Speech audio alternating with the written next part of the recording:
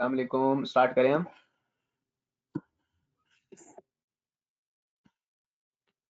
आवाज आ रही है सबको?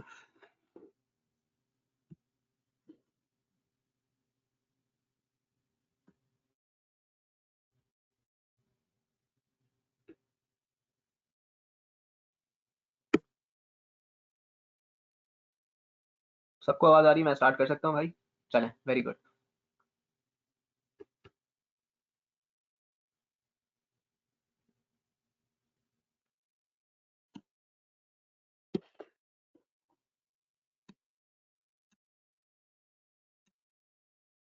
चलें। अच्छा देखिए, हमने जो है वो कंपोनेंट नंबर 1 जो है वो डिस्कस कर लिया था।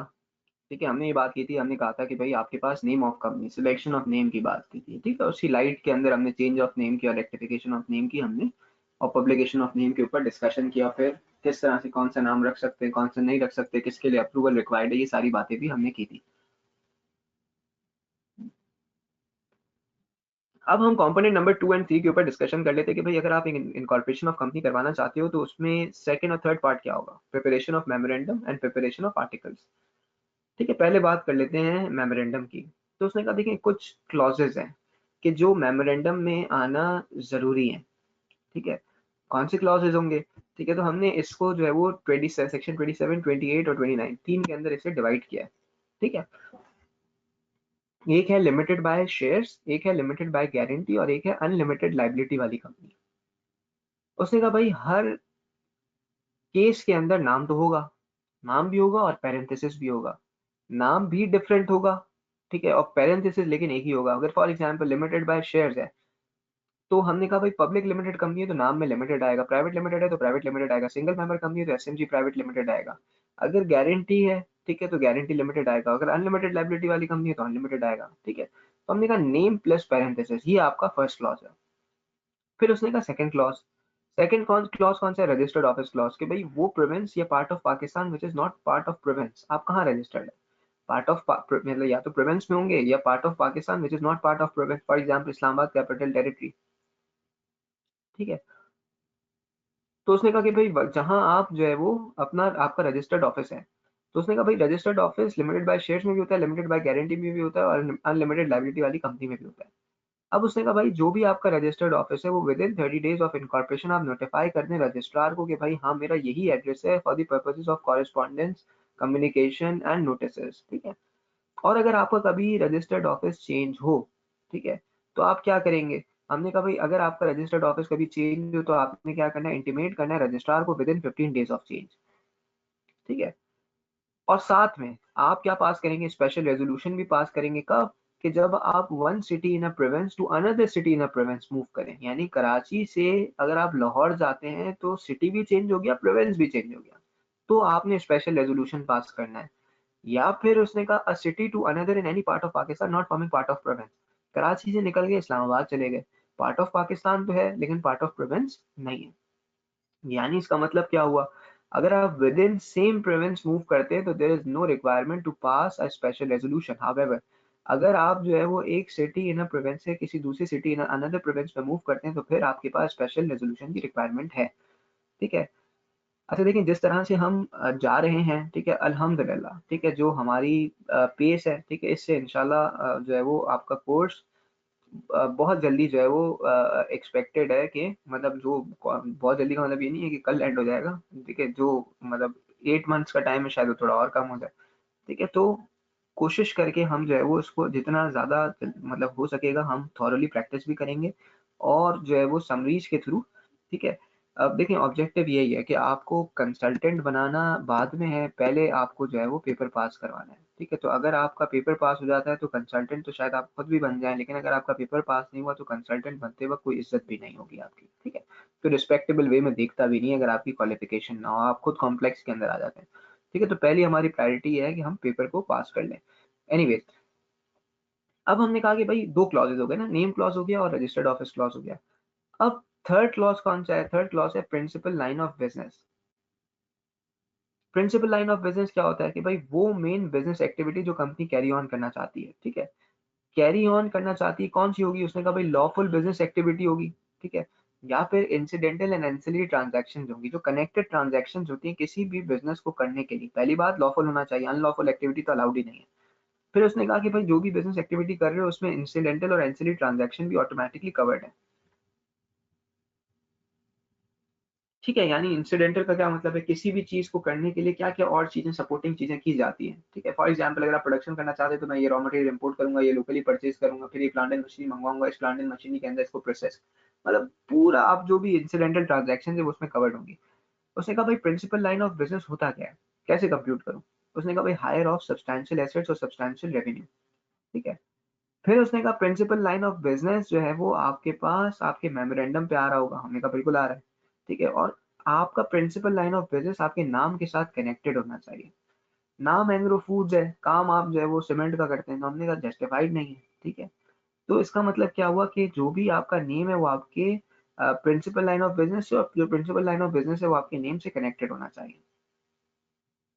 अगर आप कभी principal line of business change करना चाहते हैं तो आप क्या करेंगे, within 30 days from date of change registrar को इंटीमेट करेंगे। ठीक है, लेकिन हमने कहा प्रिंसिपल लाइन ऑफ बिजनेस कोई भी ऐसा काम ना हो कि जो रिस्ट्रिक्टेड या प्रोहिबिटेड बाय लॉ हो, अनलेस उसके लिए आपने लाइसेंस लिया हुआ हो। ठीक है, क्यों, क्योंकि हमने कहा भाई देखो प्रिंसिपल लाइन ऑफ बिजनेस जो है वो, फॉर एग्जांपल आपने कहा मैं वेपन्स का काम करूंगा, तो भाई वेपन्स का काम करने के लिए लाइसेंस रिक्वायर्ड है। तो आप कर सकते हैं, मना नहीं करा। इनिशियली अगर देखें, वैसे देखें जनरली तो प्रोहिबिटेड है, लेकिन अगर आपके पास लाइसेंस है तो you are allowed to do so. ठीक है, तो ये उसने कहा ये एक है प्रिंसिपल लाइन ऑफ बिजनेस या business and objects of company के ऊपर उसने सेक्शन 26 के अंदर बात की। अब उसने कहा कि भाई principal line of business clause के अंदर क्या क्या आएगा। ठीक है, तो उसने पहली बात की, अगर आप एक एग्जिस्टिंग कंपनी है तो जो भी ऑब्जेक्ट आपका सीरियल नंबर 1 पे लिखा होगा मैं उसको क्या कंसिडर कर लूंगा, मैं उसको principal line of business consider कर लूंगा। क्या मतलब इसका, मैंने कहा भाई अगर आप एक ऑलरेडी इनकॉर्पोरेटेड कंपनी, आप 1984 के अंदर कंपनीज ऑर्डिनेंस 1984 में बने थे, अब उस वक्त तो प्रिंसिपल लाइन ऑफ बिजनेस की रिक्वायरमेंट नहीं थी। ना उस वक्त ये रिक्वायरमेंट थी कि भाई आपका जो प्रिंसिपल लाइन ऑफ बिजनेस हो वो सबसे पहले लिखा हो, बाद में उसके कनेक्टेड ट्रांजैक्शन नीचे लिख दें आप। तो मैंने जो है वो फिफ्थ नंबर पे एक चीज आ रही थी, वो मेरा प्रिंसिपल लाइन ऑफ बिजनेस था। उसने कहा नहीं, मैं जो एग्जिस्टिंग कंपनी है उनके लिए जो पहले नंबर पे आ रहा होगा उसी को कंसिडर कर लूंगा कि ये उनका प्रिंसिपल लाइन ऑफ बिजनेस है, चाहे उनका वो प्रिंसिपल लाइन ऑफ बिजनेस हो या ना हो। अगर आप ये समझते हैं कि जो ऑब्जेक्ट सीरियल नंबर 1 पे आ रहा है वो आपका प्रिंसिपल लाइन ऑफ बिजनेस नहीं है, तो दो काम कर लें। एक तो इंटीमेट करें कि रजिस्ट्रार को कि प्रिंसिपल लाइन ऑफ बिजनेस है क्या चीज। फिर आप क्या करें कि revised copy with principal line of business in object serial number 1 to registrar आप भेजें। ठीक है, यानी इसका मतलब आप अपने मेमोरेंडम को रिवाइज करें और जो फिफ्थ पे आ रहा था उसको 1 पे ले जाएं। ठीक है, और ये रिवाइज्ड कॉपी आप किसके पास सबमिट कर दें, रजिस्ट्रार के पास। फिर उसने कहा कोई भी ऐसी एक्टिविटी जिसके लिए लाइसेंस रिक्वायर्ड है उसके लिए जो प्रिंसिपल लाइन ऑफ बिजनेस होगा, जो ऑब्जेक्ट क्लॉज होगा वो होगा जो उस अथॉरिटी ने दिया है।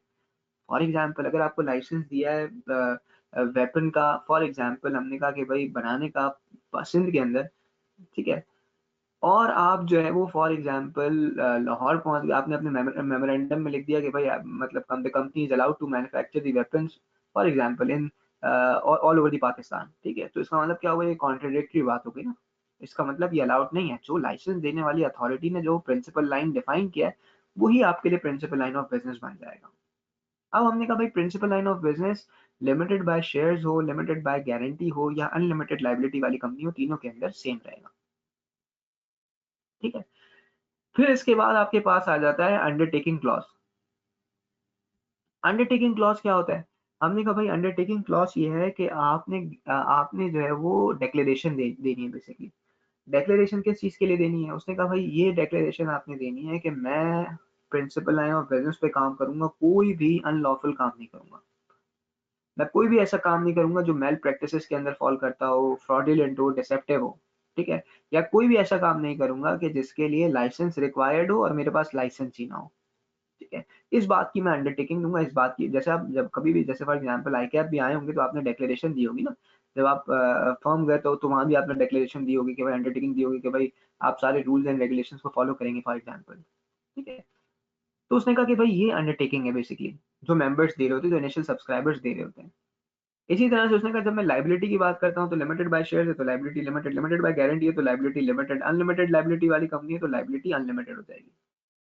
जब मैं शेयर कैपिटल क्लॉज की बात करता हूँ तो उसने कहा शेयर कैपिटल क्लॉज में क्या आएगा, total amount of share capital, number of shares और प्राइस पर शेयर। यानी अगर 10 रुपए का शेयर है, 10,000 शेयर है, तो टोटल अमाउंट कितनी हो गई, 1 लाख हो गई। ठीक है, ये शेयर कैपिटल का क्लॉज लिमिटेड बाय शेयर्स में तो आएगा ही, वैसे ही बाय डिफॉल्ट आएगा, लेकिन लिमिटेड बाय गारंटी में उस वक्त आएगा जब कंपनी शेयर कैपिटल वाली कंपनी है। अनलिमिटेड लायबिलिटी में भी उस वक्त आएगा जब कंपनी शेयर कैपिटल वाली कंपनी है। ठीक है, कंट्रीब्यूशन क्लॉज, कंट्रीब्यूशन क्लॉज कहीं भी नहीं आएगा सिवाय लिमिटेड बाय गारंटी के। क्यों? क्योंकि मैंने कहा भाई लिमिटेड बाय गारंटी का ये फीचर है कि जब कंपनी वाइंडिंग अप की तरफ मूव करेगी तो उस वक्त मेंबर क्या करेगा, कंट्रीब्यूट करेगा। किस एक्सटेंड तक, जिस एक्सटेंड तक उसने अंडरटेक किया कि मैं कंट्रीब्यूट करूंगा जब कंपनी वाइंडिंग अप पे जाएगी। एक बात उसने कहा कि भाई आपका जो कंट्रीब्यूशन है, सुनेंगे साहब, हमने कहा कि भाई not more than amount undertaken to be contributed being member.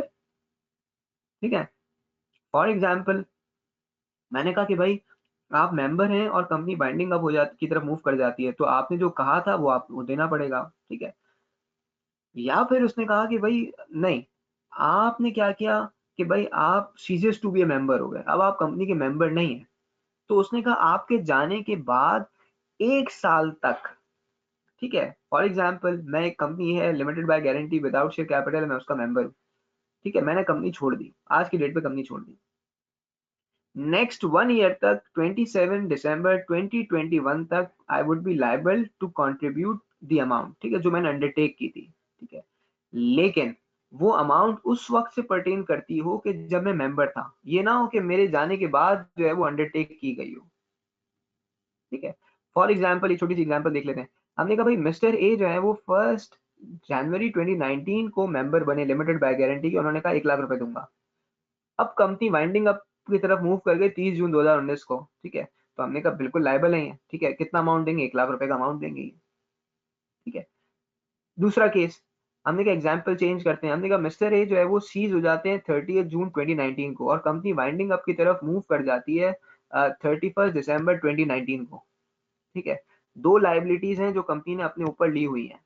एक लाइबिलिटी है 1 मार्च 2019 की 5 लाख रुपए की, और दूसरी लाइबिलिटी है 1 सितंबर 2019 की 7 लाख रुपए की। अब सवाल यह है कि आप मिस्टर ए लाइबल हैं? हमने कहा बाइंडिंग अप कब हुई है? ठीक है, 31 दिसंबर 2019। तो उसने क्या कहा था, जब से आप सीज करें उस वक्त से लेके 1 साल तक, यानी जब से आप सीज टू बी मेंबर हो उस वक्त से लेके 1 साल तक। वो 1 साल कब होगा, 30 जून 2020 तक। 30 जून 2020 तक अगर कंपनी वाइंडिंग अप की तरफ मूव कर जाए तो आप लायबल होंगे। तो हमने कहा क्या ये लायबल होगा? बिल्कुल होगा। क्यों? क्योंकि ये 31 दिसंबर को वाइंडिंग अप की तरफ मूव की, जो कि इस पीरियड के अंदर आ रही है, विद इन 1 ईयर आ रही है, तो लायबल तो है। अच्छा भाई कौन सी वाली अमाउंट के लिए, या पहली अमाउंट के लिए या दूसरी अमाउंट के लिए? तो हमने कहा भाई पहली वाली अमाउंट के लिए, दूसरी वाली अमाउंट के लिए नहीं। क्यों? क्योंकि ये उस वक्त अंडरटेक हुई है कि जब ये मेंबर नहीं था। ये उस अमाउंट के लिए लायबल होगा कि जो ये उस वक्त से पर्टेन करती हो जब ये मेंबर था। सब मेरे साथ हैं यहाँ तक?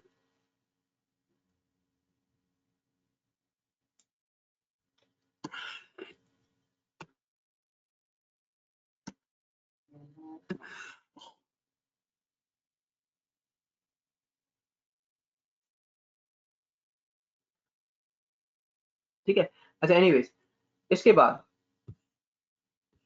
इसके बाद आपके पास है सब्सक्रिप्शन क्लॉज।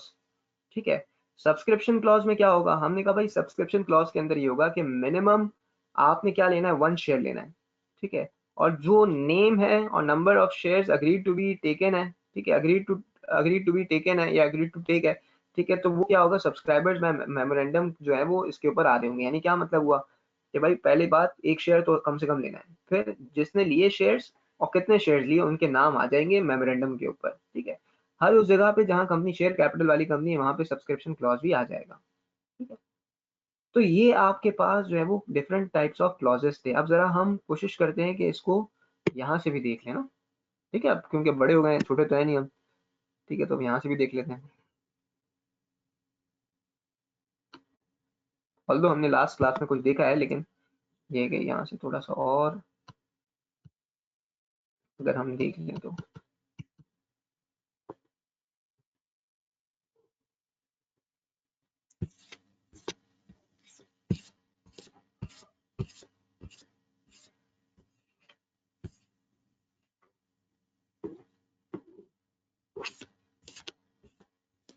ठीक है, देखिए ये तो आर्टिकल चल रहा है ना, अब इसके बाद आएगा मेमोरेंडम। ये पूरा आपके पास जो है वो बायलॉज चल रहे हैं।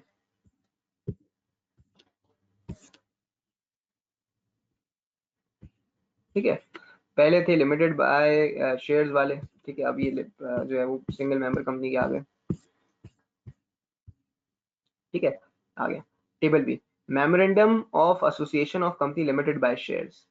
ठीक है, अभी ओवरव्यू देख लेते हैं। ठीक है, the name of company is ABC textile limited private limited या एसएमसी लिमिटेड। ठीक है, the registered of the company of the registered office of the company will be situated in the province of Sindh. ठीक है, the principal line of the business of the company shall be to carry out the manufacturing sale import and export of textile. फिर उसके नीचे उसकी ancillary activities को state कर दिया उसने। ठीक है, और साथ में इसमें देखें ये भी लिख दिया, it is hereby undertaken that company shall not. ठीक है, अंडरटेकिंग क्लॉज आ गया। फिर इसके बाद the liability of the members is limited, liability clause आ गया। The authorised capital of the company is 1 million divided into 100,000 shares of rupees 10 each. ठीक है, आपके पास शेयर कैपिटल क्लॉज आ गया। फिर उसके बाद we the several person whose name. ठीक है, फिर उन्होंने जो है उसको क्या कर लिया, आखिर में जो है वो डिक्लेरेशन अपनी यहाँ पे दे दी। ठीक है, सारी सारी डिस्क्रिप्शन जो है वो आपकी आ गई। तो हमने कहा भाई ये आपके पास, इसी तरह अगर आप बात करें कि ये हो गया आपके पास मेमोरेंडम दूसरा वाला, सिंगल मेंबर कंपनी वाला। अगर हम गारंटी वाला भी एक देख लें, हाँ ये रहा। ठीक है, गारंटी वाला भी आ गया, ये आर्टिकल्स आ गया, उसके बाद इसके जो है वो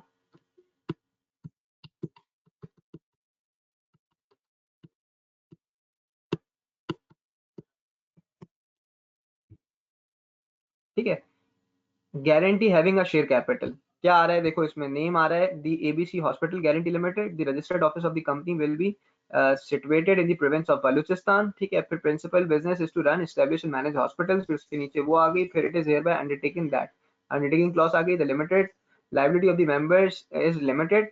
फिर क्या आ गया, देखो आप contribution clause, every member of the company undertakes to contribute to the assets of the company in the event of its being wound up while he is a member or within 1 year afterwards for the payment of the debts and liabilities of the company contracted before he ceases to be a member, and the costs, charges, and expenses of the winding up and for the adjustment of the rights of the contributories among themselves, such amount as may be required, not exceeding 100,000 rupees, yet whatever the case is. ठीक है, dash the authorized share capital of the company is rupees 1 million divided into 100,000 shares of rupees 10 each। देखो अब ये क्योंकि ये क्यों आया, क्योंकि कंपनी कौन सी है, having share capital, limited by guarantee है लेकिन हैविंग शेयर कैपिटल है, इसलिए आपके पास यहाँ पे नीचे शेयर कैपिटल क्लॉज भी आ गया।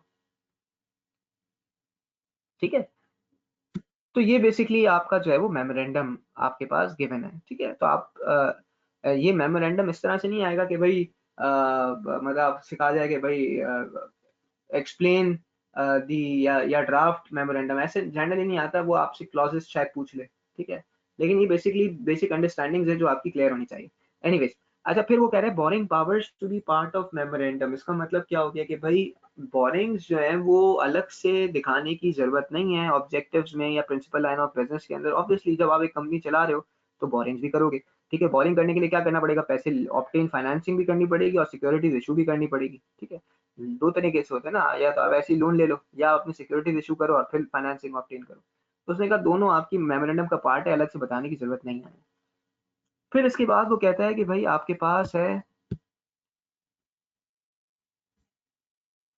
रजिस्ट्रेशन ऑफ आर्टिकल्स, सुनेंगे सब। ठीक है, रजिस्ट्रेशन ऑफ आर्टिकल्स, देखो वो कहता है रजिस्ट्रेशन ऑफ आर्टिकल्स के साथ आप ये बता दो also list and enumerate voting and other rights attach to different classes. ठीक है, आप ये बता दो कि भाई हर उसके साथ साथ, अच्छा भाई एहसन मुख्तार ने पूछा है कि सर बेरेक्ट की अभी परचेज कर लें। ठीक है, अवेलेबल होगी, देखो मैं सजेस्ट ये करूंगा अभी बेरेक्ट जो है वो ना लिया जाए। ठीक है, अभी फॉर द टाइम में, कुछ टाइम के लिए आप अभी ये कर लो कि अभी मैं आपको ये कॉपी शेयर कर देता हूँ, ये वाली ये बेरेक्ट की। ठीक है, आप वहां से पढ़ लो अभी फॉर द टाइम भी। ठीक है, थोड़ा सा टाइम रुक जाओ, फिर मैं आपको बता दूंगा कि बुक आप ले लें। ठीक है, रजिस्ट्रेशन ऑफ आर्टिकल्स, तो उसने क्या कहा भाई आर्टिकल्स की रजिस्ट्रेशन के साथ आपने क्या करना है, उनके वोटिंग एंड अदर राइट्स जो है डिफरेंट क्लासेस को दिए वो भी बताने हैं इसमें।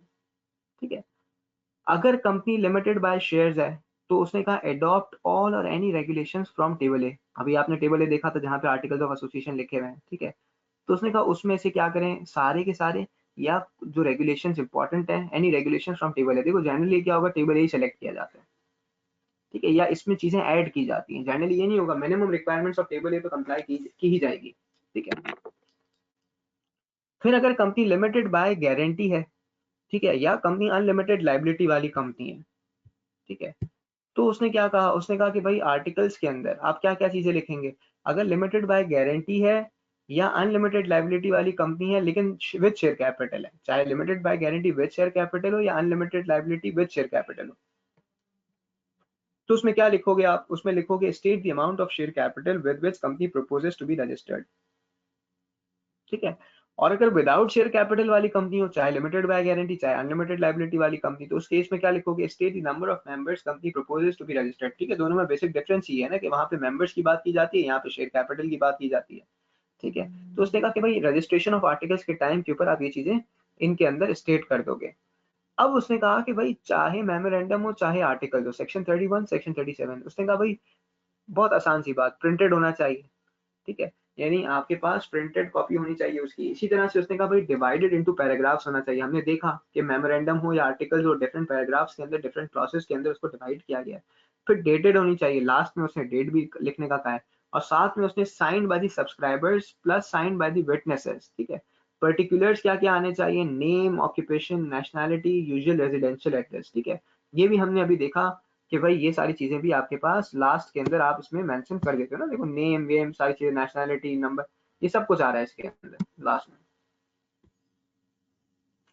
अच्छा भाई, मेमोरेंडम और आर्टिकल्स को रजिस्ट्रेशन करवाने के इफेक्ट क्या होंगे, ठीक है, क्या फायदा है इसको रजिस्टर करवाने का। तो उसने कहा भाई इसका बेनिफिट ये है कि ये बाउंड कर देता है कंपनी को और मेंबर्स को, ठीक है। यानी इसका मतलब ये है कि भाई अगर आप एक कंपनी के मेंबर, मतलब अगर आप मेंबर हैं, इसका मतलब क्या, आप दोनों बाउंड हो गए एक दूसरे के साथ, ठीक है।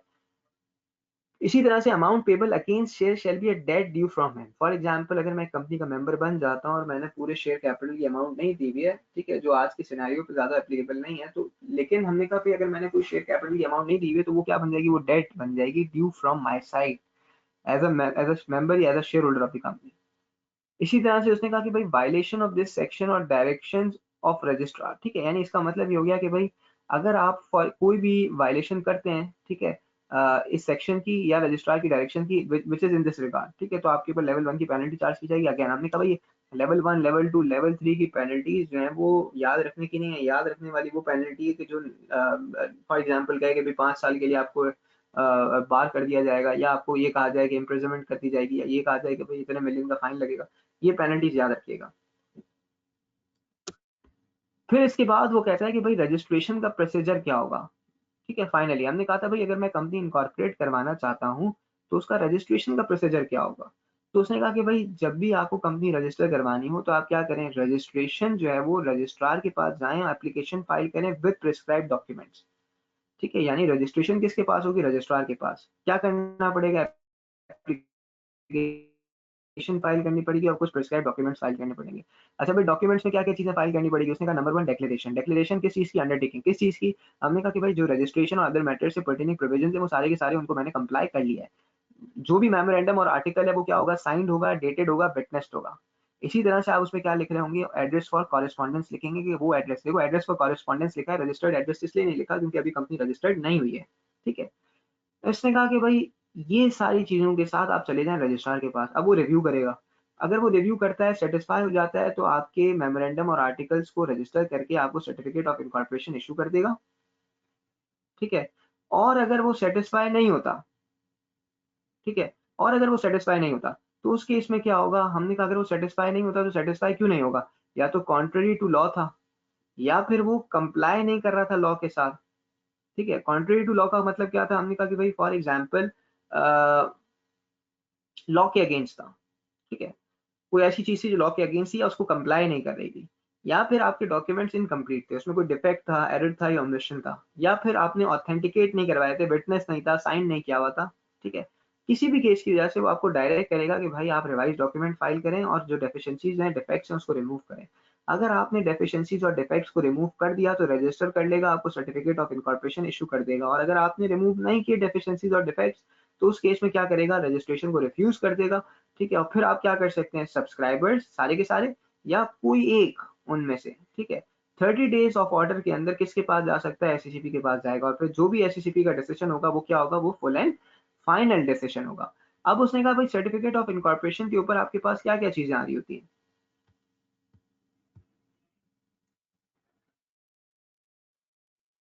ठीक है।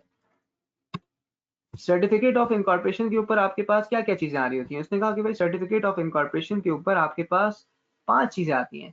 नेम और कंपनी का registration number, date of incorporation, company private है या पब्लिक है, लिमिटेड है या अनलिमिटेड है, लिमिटेड बाय शेयर्स है या अनलिमिटेड बाय गारंटी है। फिर उसने कहा कि भाई अगर आपके पास ये सर्टिफिकेट है, ऐसा certificate which has been signed by registrar और registered official seal is there, तो as a result this certificate shall be considered as a conclusive evidence, ठीक है, ऑफ कंपनी बीइंग इनकॉर्पोरेटेड, या कंपनी एक इनकॉर्पोरेटेड कंपनी है उसको आप कह सकते हैं जब आपके सर्टिफिकेट ऑफ इनकॉर्पोरेशन आ जाए। साथ साथ उसने कहा कि भाई इफेक्ट्स ऑफ रजिस्ट्रेशन क्या होंगे, अगर मैं एक रजिस्ट्रेशन करवा लूं तो उसके फायदे क्या होंगे, क्या इफेक्ट्स होंगे, क्या असरात होंगे। तो उसने कहा नंबर 1, सब्सक्राइबर्स जो है वो क्या कहलाएंगे, आप इंडिविजुअल्स नहीं कहलाएंगे बल्कि बॉडी कॉर्पोरेट कहलाएंगे, किस नाम से, जो नाम उन्होंने कंपनी का रखा। नंबर 2, सारे वो फंक्शंस जो है वो जो एक इनकॉर्पोरेटेड कंपनी के होते हैं वो सारे के सारे यहाँ पे एप्लीकेबल होंगे इंक्लूडिंग परपेचुअल सक्सेशन, ठीक है। और फिर हमने का जो स्टेटस है, जो रजिस्टर्ड स्टेटस क्या हो जाएगा भाई, आप स्टेटस ये हो जाएगा कि आप प्राइवेट है या पब्लिक है, आप लिमिटेड है या अनलिमिटेड है, जो भी आपका स्टेटस है वो भी आएगा, और साथ में आप जो है वो रजिस्टर्ड ऑफिस भी आपका बन जाएगा, जो कि पहले एड्रेस फॉर कॉरेस्पॉन्डेंस कहलाता था। इसी तरह से हमने कहा भाई अगर शेयर कैपिटल वाली कंपनी है तो जो सब्सक्राइबर्स हैं वो क्या बन जाएंगे, वो बन जाएंगे आपके शेयर होल्डर्स, ठीक है। और वो लोग जिनका नाम आर्टिकल्स में आ रहा होगा वो क्या कहलाएंगे, वो कहलाएंगे डीम डायरेक्टर्स कहला रहे होंगे, ठीक है। तो एज अ रिजल्ट हमने कहा कि भाई effects of registration in general, ये सारे इफेक्ट्स आपके पास हो जाएंगे, ठीक है। सब मेरे साथ हैं यहाँ तक।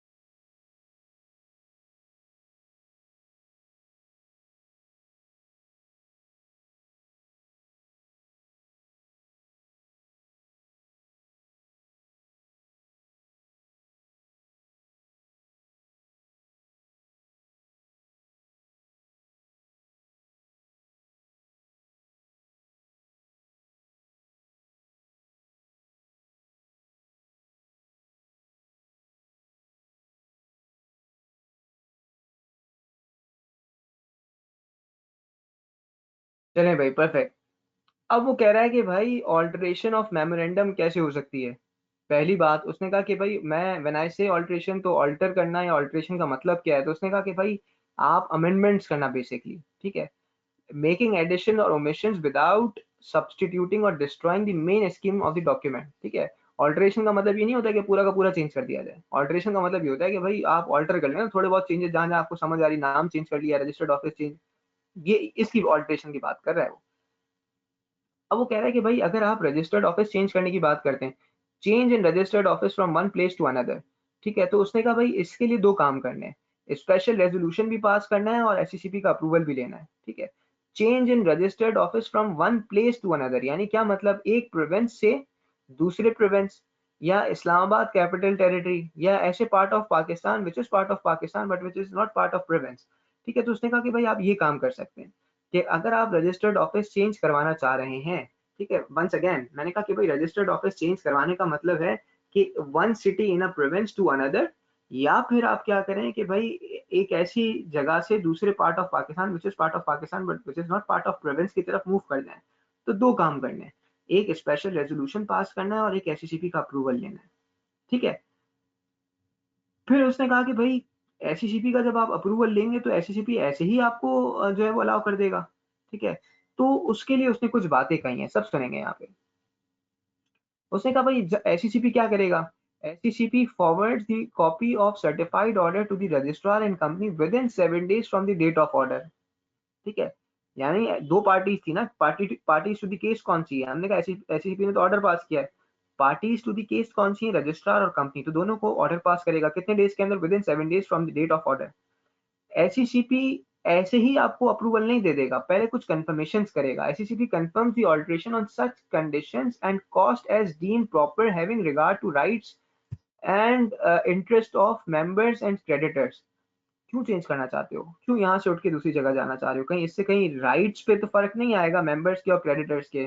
तो अगर आ रहा होगा तो एससीसीपी अप्लाई नहीं, मतलब अप्रूव नहीं करेगा, इसको रिजेक्ट कर देगा आपकी एप्लीकेशन को। ठीक है।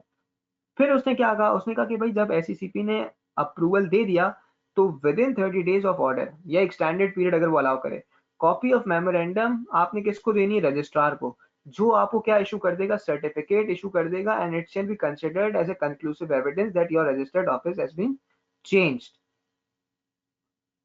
फिर उसने कहा कि भाई अगर आपका रजिस्टर्ड ऑफिस एक जुरिस्डिक्शन से दूसरी जुरिस्डिक्शन, यानी अगर कराची से लाहौर, कराची से इस्लामाबाद अगर चेंज हो जाता है तो फिर फिजिकल रिकॉर्ड्स भी ट्रांसफर करना जिस जगह से जा रहे हैं उस कंसर्न कमिश्नर की रिस्पॉन्सिबिलिटी है कि फिजिकल रिकॉर्ड्स भी साथ साथ ट्रांसफर हो जाएं। ठीक है। लेकिन ये सारी डिस्कशन किसके लिए थी, change in registered office from one place to another. ठीक है। अब उसने कहा अगर मैं बात करता हूँ change in principle line of business, या मैं एक ऐसी एक्टिविटी अडॉप्ट करना चाहता हूं कि जिसके लिए लाइसेंस रिक्वायर्ड है, तो उसने कहा दोनों केसेस के अंदर आपने स्पेशल रेजोल्यूशन तो पास करना है लेकिन अप्रूवल ऑफ एससीसीपी नहीं लेना। क्यों, क्योंकि मैंने कहा भाई मैं बिजनेस कौन सा करना चाहता हूं, मैं इसमें एससीसीपी से थोड़ी पूछूंगा भाई। ठीक है। तो उसने कहा इसमें एससीसीपी से अप्रूवल नहीं लेना। अच्छा, तो फिर क्या होगा, उसने कहा भाई कॉपी ऑफ ऑल्टर्ड मेमोरेंडम, ठीक है, इन 30 डेज टू रजिस्टर। देखो यहाँ पे भी कितना टाइम था, नीचे 30 दिन का टाइम था ना, लेकिन ये 30 दिन काउंट कब से हो रहे थे, एससीसीपी के ऑर्डर से। यहाँ भी 30 दिन का टाइम है, लेकिन यहाँ तो इन केसेस के अंदर तो एससीसीपी का ऑर्डर है ही नहीं, तो ये 30 डेज कब से काउंट होंगे, from the date of special resolution. यानी copy of altered memorandum in 30 days to registrar आपने भिजवानी, who shall issue certificate which shall be a conclusive evidence. मेरे साथ हैं सब यहाँ तक।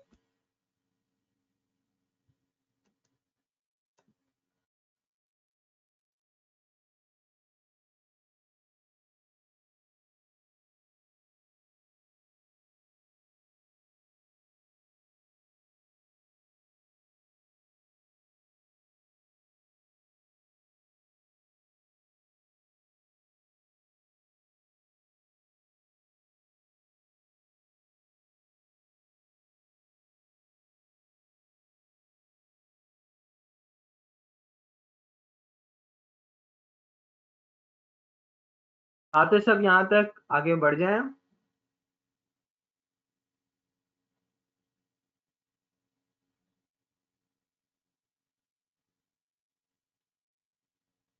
चलिए आगे बढ़ते हैं। Alteration of articles. ठीक है। अगेन हमने कहा कि भाई अब वो बात कर रहा है कि अगर मैं अपने, पहले ऊपर मेमोरेंडम की ऑल्ट्रेशन की बात की, अब यहाँ पे आर्टिकल्स की ऑल्ट्रेशन की बात कर रहा है। उसने कहा क्या आर्टिकल्स भी ऑल्टर हो सकते हैं, उसने कहा बिल्कुल हो सकते हैं। क्या पास करना पड़ेगा, स्पेशल रेजोल्यूशन।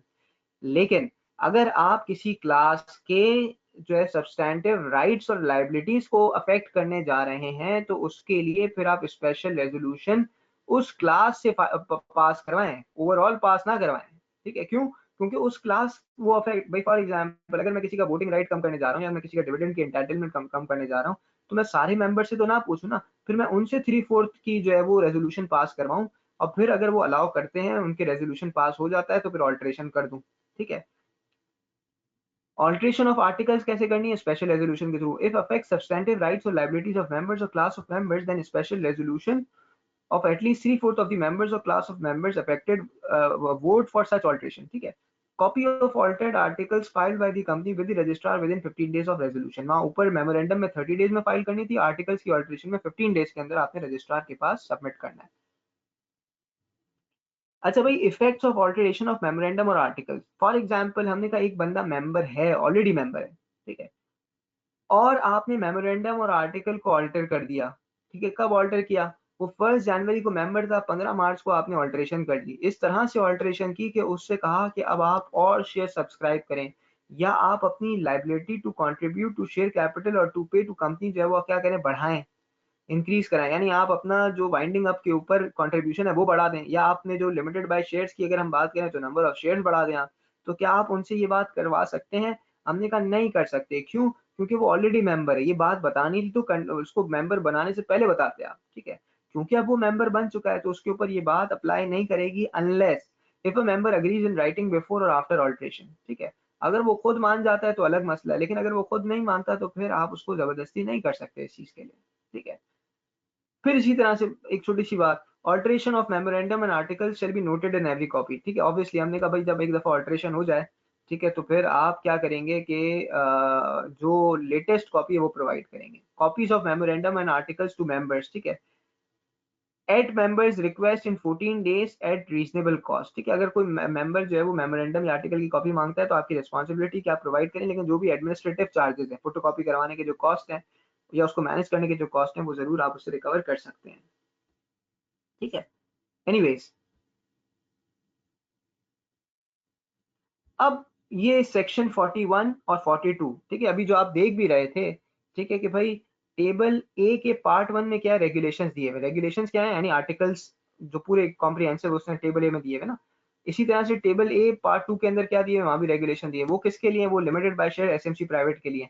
फिर बी में क्या दिया हुआ है, मेमोरेंडम दिए हुए लिमिटेड बाय शेयर्स के लिए, चाहे वो पब्लिक हो, प्राइवेट हो या एसएमसी प्राइवेट हो। सी में क्या दिया हुआ है, मेमोरेंडम और आर्टिकल दोनों दिए हुए, किसके लिए, limited by guarantee without share capital के लिए। डी में क्या दिया गया, मेमोरेंडम और आर्टिकल दिए गए किसके लिए, limited by guarantee with share capital के लिए।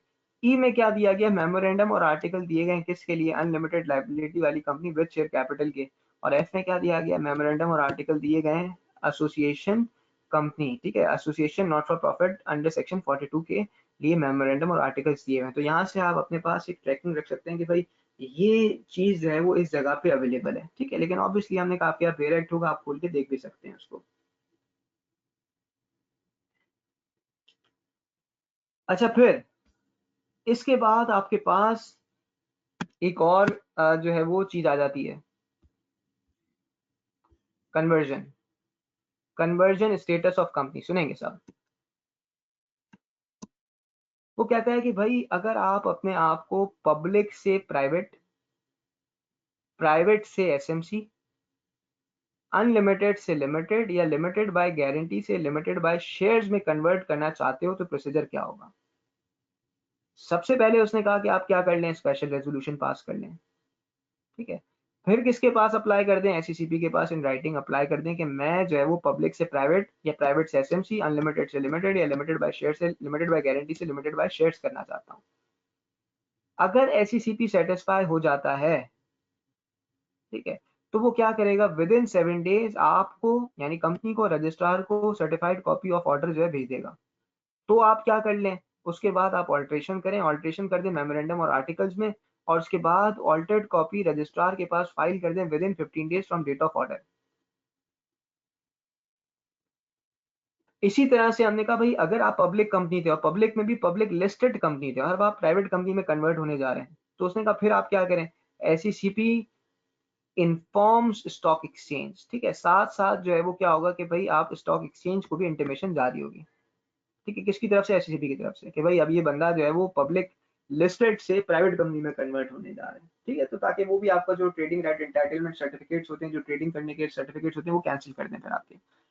ये एक एंड है।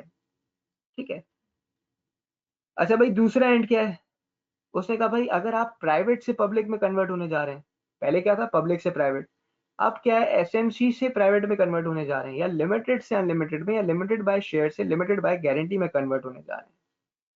ठीक है, if a company alters its article to exclude condition of existing status of company, ठीक है, as on date of alteration cease to be existing company and file with the registrar a copy of altered memorandum and article along with the special resolution, ठीक है, within 15 days from date of passing of special resolution। ठीक है, यानी क्या मतलब, थोड़ा समझ भी लेते हैं इसको। कहना क्या चाह रहा है, कहना ये चाह रहा है कि भाई देखो प्राइवेट कंपनी की कुछ कंडीशंस है ना। ठीक है, कंडीशंस क्या है, 3 कंडीशंस आती है। ठीक है, 3 कंडीशंस कौन सी आती हैं, हमने कहा भाई 3 कंडीशंस के अंदर पहली कंडीशन क्या आती है कि भाई आप जो है वो मिनिमम नंबर इतने होंगे, फिर restriction on transfer of shares है, फिर prohibits invitation to general public. ठीक है, उसने कहा कि भाई अगर आप कन्वर्ट कर देते हो, ऑल्टर कर लेते हो, तो उसका मतलब क्या हुआ कि आपने जो एग्जिस्टिंग कंडीशन है उसको एक्सक्लूड कर देना है। ठीक है, जिस दिन आप ऑल्टरेशन करने जा रहे हो उस दिन हम समझेंगे ये कि आपकी जो एग्जिस्टिंग स्टेटस है वो खत्म हो गया, फिर आप क्या करो, ऑल्टर्ड मेमोरेंडम और आर्टिकल फर्निश कर दो। कहाँ, किसके पास फर्निश कर दो, रजिस्ट्रार के पास फर्निश कर दो, along with the special resolution जिसके अंदर आपने इस डिसीजन को पास किया कि आप प्राइवेट से पब्लिक में, एसएमसी से प्राइवेट में, लिमिटेड से अनलिमिटेड में, या लिमिटेड बाय शेयर से लिमिटेड बाय गारंटी में कन्वर्ट होने जा रहे हो। ठीक है, अच्छा, इसका रिजल्ट क्या निकलेगा? इसका रिजल्ट ये निकलेगा कि भाई सर्टिफिकेट इशू की जाएगी। ठीक है, इशू ऑफ सर्टिफिकेट और इफेक्ट्स ऑफ कन्वर्जन क्या होंगे? उसने कहा रजिस्ट्रार क्या करेगा, आपको altered certificate of incorporation issue कर देगा। क्यों? क्योंकि अब या तो आप, आपका स्टेटस चेंज हो गया ना, पहले प्राइवेट था पब्लिक हो गया, पहले पब्लिक था प्राइवेट हो गया। साथ साथ उसने एक बड़ी इंपॉर्टेंट बात की, उसने कहा कन्वर्जन शेल नॉट अफेक्ट, ठीक है, राइट्स और ऑब्लिगेशन ऑफ कंपनी। जैसे नाम चेंज करने से राइट्स और ऑब्लिगेशन पे फर्क नहीं पड़ता, वैसे प्राइवेट से पब्लिक या पब्लिक से प्राइवेट करने से आपकी लाइबिलिटीज या ऑब्लिगेशन पे कोई फर्क नहीं पड़ता। साथ में अगर कोई केस आप पे हुआ है तो वो डिफेक्टिव नहीं हो जाएगा। क्यों? इसलिए क्योंकि भाई आपने जो है वो फॉर एग्जांपल इसके अंदर वो चेंज लेके आ गए, ठीक है, स्टेटस चेंज कर दिया, नहीं, इससे कुछ फर्क नहीं पड़ेगा। ठीक है। अच्छा, फिर ये एक छोटा सा जो है वो सेक्शन है जिसको इंशाल्लाह जो है वो शेयर कैपिटल में भी अलग से आपसे डिस्कशन किया जा रहा होगा। Reserve share capital on conversion from unlimited company to limited company. ठीक है। By resolution for registration as limited company, increase the nominal amount of share capital by increasing the nominal amount of each of its shares. The amount so increase shall not be called except in case of winding up. ठीक है। Again हमने कहा कि भाई अगर आप unlimited company से limited company में जाते हैं तो फिर ऑब्वियसली आपको एक स्पेसिफिक नंबर ऑफ शेयर्स तो रखने हैं। ठीक है। तो वो शेयर्स आप अपने पास रख रहे होंगे। ठीक है। एनीवेज ये सेक्शन को हम अभी के लिए थोड़ा सा छोड़ देते हैं। ये जो है वो आगे जाके जब जब शेयर कैपिटल पढ़ होंगी तो वहां से कुछ चीजें क्लियर होंगी, तो यहाँ से भी ऑटोमेटिकली चीजें क्लियर हो जाएंगी। सब मेरे साथ हैं यहाँ तक?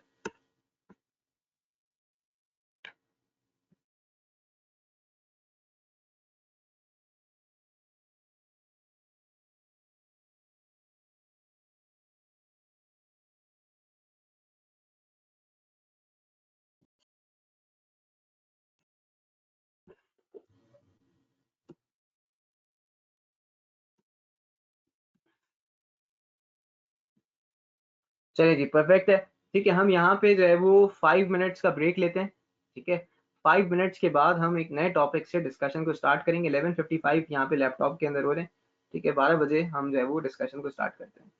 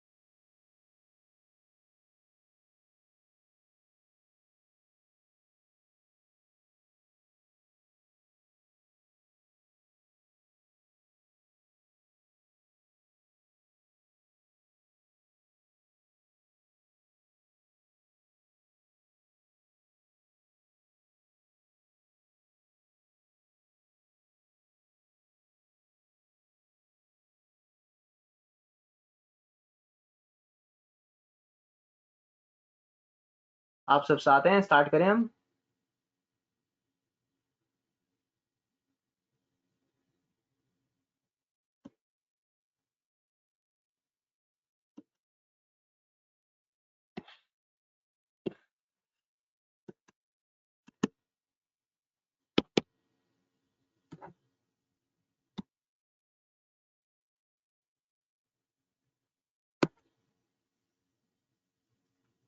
चले जी, ठीक है, एक और टॉपिक से अपने डिस्कशन को जो है वो स्टार्ट करते हैं।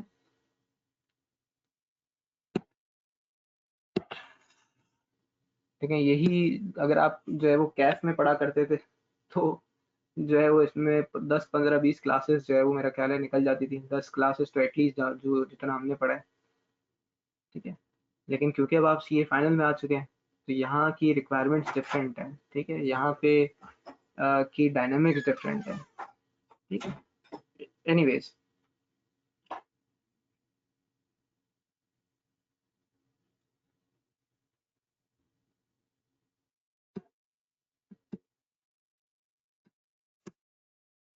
अच्छा देखिए, अब जब मैं मीटिंग्स की बात करता हूँ, ठीक है, तो मीटिंग्स के अंदर ऑब्वियसली, ठीक है, इसमें कुछ नए चीज़ें भी जो है वो हम कोशिश करेंगे कि इसके बाद हमने पोस्टल बैलेट रेगुलेशंस है वो भी पढ़ना है।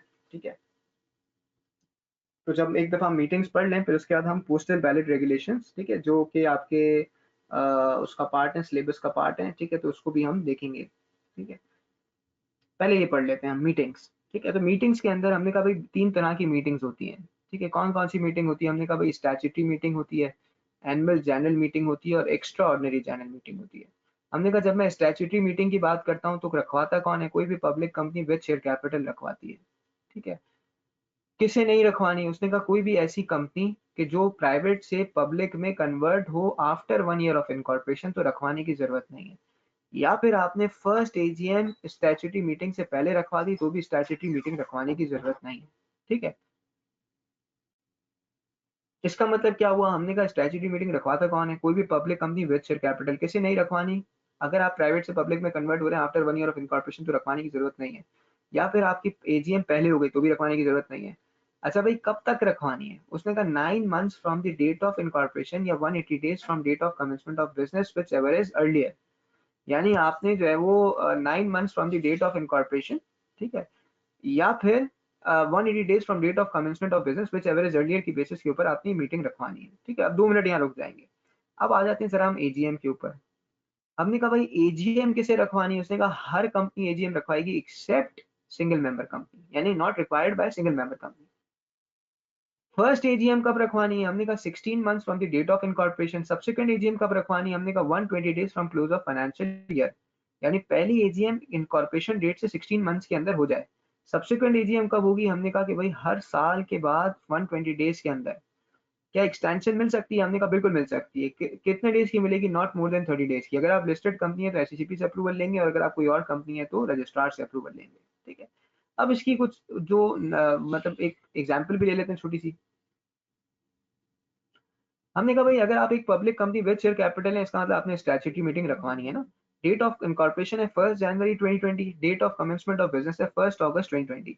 स्टैट्यूटरी मीटिंग आपने जो है वो कब तक रखवानी है? तो हमने कहा भाई 1 जनवरी plus 9 months, date of incorporation से 9 मंथ्स यानी 30 सितंबर 2020, और 180 days from date of commencement of business. तो कितना हो गया? 31 जनवरी 2021 विच एवरेज अर्लियर। यानी मुझे 30 सितंबर 2020 तक स्टैट्यूटरी मीटिंग रखवानी है।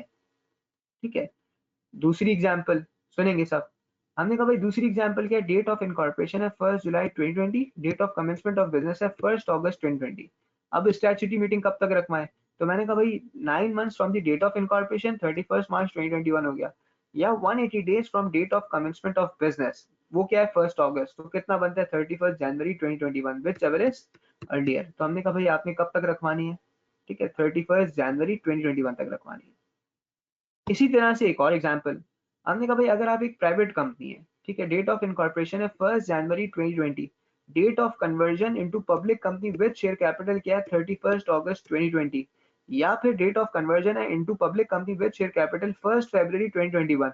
दोनों में से कब रखवाएंगे आप? हमने कहा कि भाई डेट क्या है कि अगर आप after 1 year of incorporation convert होते हैं तो there is no requirement to hold the statutory meeting. तो इसका मतलब ये हुआ कि भाई आफ्टर 1 ईयर ऑफ इनकॉर्पोरेशन नहीं रखवानी, यानी सेकंड केस में नहीं रखवानी, लेकिन पहले केस क्योंकि विद इन 1 ईयर फॉल करता है तो आपको इस केस के अंदर रखवानी मैंडेटरी है। ठीक है, ये तो स्टैट्यूटरी मीटिंग की एग्जांपल्स थी। अब इसको हम कनेक्ट कर देते हैं एजीएम के साथ। अच्छा भाई, हमने कहा भाई फर्स्ट एजीएम कब होगी, ठीक है। उसने कहा भाई आपका पीरियड क्या है, मैंने कहा भाई 1 जनवरी से मेरा मेरा मेरा जो पीरियड है वो 1 जनवरी से 31 दिसंबर है। अच्छा आप इनकॉर्पोरेट कब हुए, मैंने कहा भाई इनकॉर्पोरेट हुआ 1 जनवरी 2020 पे। तो उसने कहा within 16 months from the date of incorporation, यानी इसका मतलब ये हुआ कि फाइनेंशियल ईयर 2020 की मेरी एजीएम कब हो रही होगी, 30 अप्रैल 2021 तक। सब्सिक्वेंट एजीएम की अगर मैं बात करता हूँ तो सब्सिक्वेंट एजीएम के अंदर आपके पास जो है वो सब्सिक्वेंट एजीएम होगी सब्सिक्वेंट ईयर की, यानी फाइनेंशियल ईयर 2021 की हो रही होगी। तो भाई फाइनेंशियल ईयर 2021 कब से कब तक है, मैंने कहा भाई 1 जनवरी 2021 से लेके 31 दिसंबर 2021 तक है। तो उसने कहा भाई आपका साल खत्म कब हो रहा है, मैंने कहा 31 दिसंबर 2021। उसने कहा इसमें 120 दिन ऐड कर दें आप, मैंने ऐड कर दिया। तो इसका मतलब क्या हो गया, 30 अप्रैल 2022 तक मैं जो है वो सब्सिक्वेंट एजीएम इस एग्जाम्पल के थ्रू करवा सकता हूँ। ठीक है, इसके बाद नेक्स्ट एग्जाम्पल में आप कब से कब तक एजीएम और सब्सिक्वेंट एजीएम की बात करेंगे। मैंने कहा भाई 1 जुलाई 2020 को मैं इनकॉर्पोरेट हुआ, 16 months from the date of incorporation कब तक बनते हैं, 31 अक्टूबर 2021। ठीक है, उसने कहा कि भाई आपने जो है वो पहली एजीएम कब रखवाई, ठीक है, पहली एजीएम आपने रखवा दी 15 जनवरी 2021। क्या गलत काम किया, मैंने कहा नहीं गलत नहीं किया, क्यों, क्योंकि 31 अक्टूबर 2021 से पहले रखवानी थी आपने। कौन सी साल की रखवाई, हमने कहा भाई फाइनेंशियल ईयर 2020 की रखवाई। तो क्या अब इस केस के अंदर स्टैट्यूटरी मीटिंग रखवाने की जरूरत है, हमने कहा नहीं। क्यों, क्योंकि स्टैट्यूटरी मीटिंग आपने मैक्सिमम रखवानी थी 31 जनवरी 2021 तक, आपने एजीएम ही पहले रखवा दी। तो इसका मतलब क्या हुआ कि फिर इस केस के अंदर स्टैट्यूटरी मीटिंग रखवाने की जरूरत नहीं है। ठीक है, फिर मैंने कहा भाई मैंने नेक्स्ट एजीएम कब से कब तक रखवानी है, मैंने फाइनेंशियल ईयर 2021 की सब्सिक्वेंट एजीएम कब से कब तक की होगी। हमने कहा भाई ये पीरियड कब से कब तक है, 1 जनवरी 2021 से लेके 31 दिसंबर 2021 तक का पीरियड है। इसमें अगर मैं 120 डेज ऐड कर दूं तो क्या हो जाएगा, आपके पास 30 अप्रैल 2022 तक आपके पास टाइम है कि आप सब्सिक्वेंट एजीएम रखवा सकते हैं। ठीक है, आई होप कि ये सारी एग्जाम्पल से आपको सारी सिचुएशन जो है वो क्लियर हो गई हैं। ठीक है,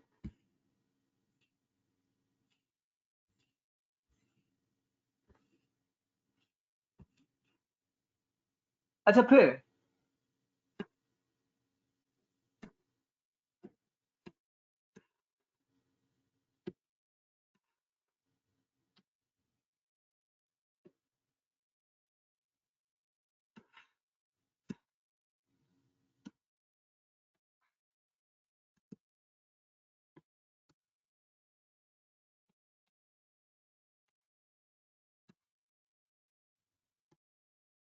ठीक है, अच्छा इसके बाद वो कहता है कि भाई आपने नोटिस कब से कब तक भेजना है। देखो अब इसके अंदर टेबल ए की चीजें भी ऐड होंगी। ठीक है, ये सिर्फ वो नहीं है कि जो आप पहले पढ़ चुके, इसमें कुछ चीजें हम टेबल ए की भी ऐड करते जाएंगे साथ साथ, सुनेंगे सब। उसने कहा भाई नोटिस आपने भेजना है स्टैट्यूटरी मीटिंग का at least 21 days before meeting.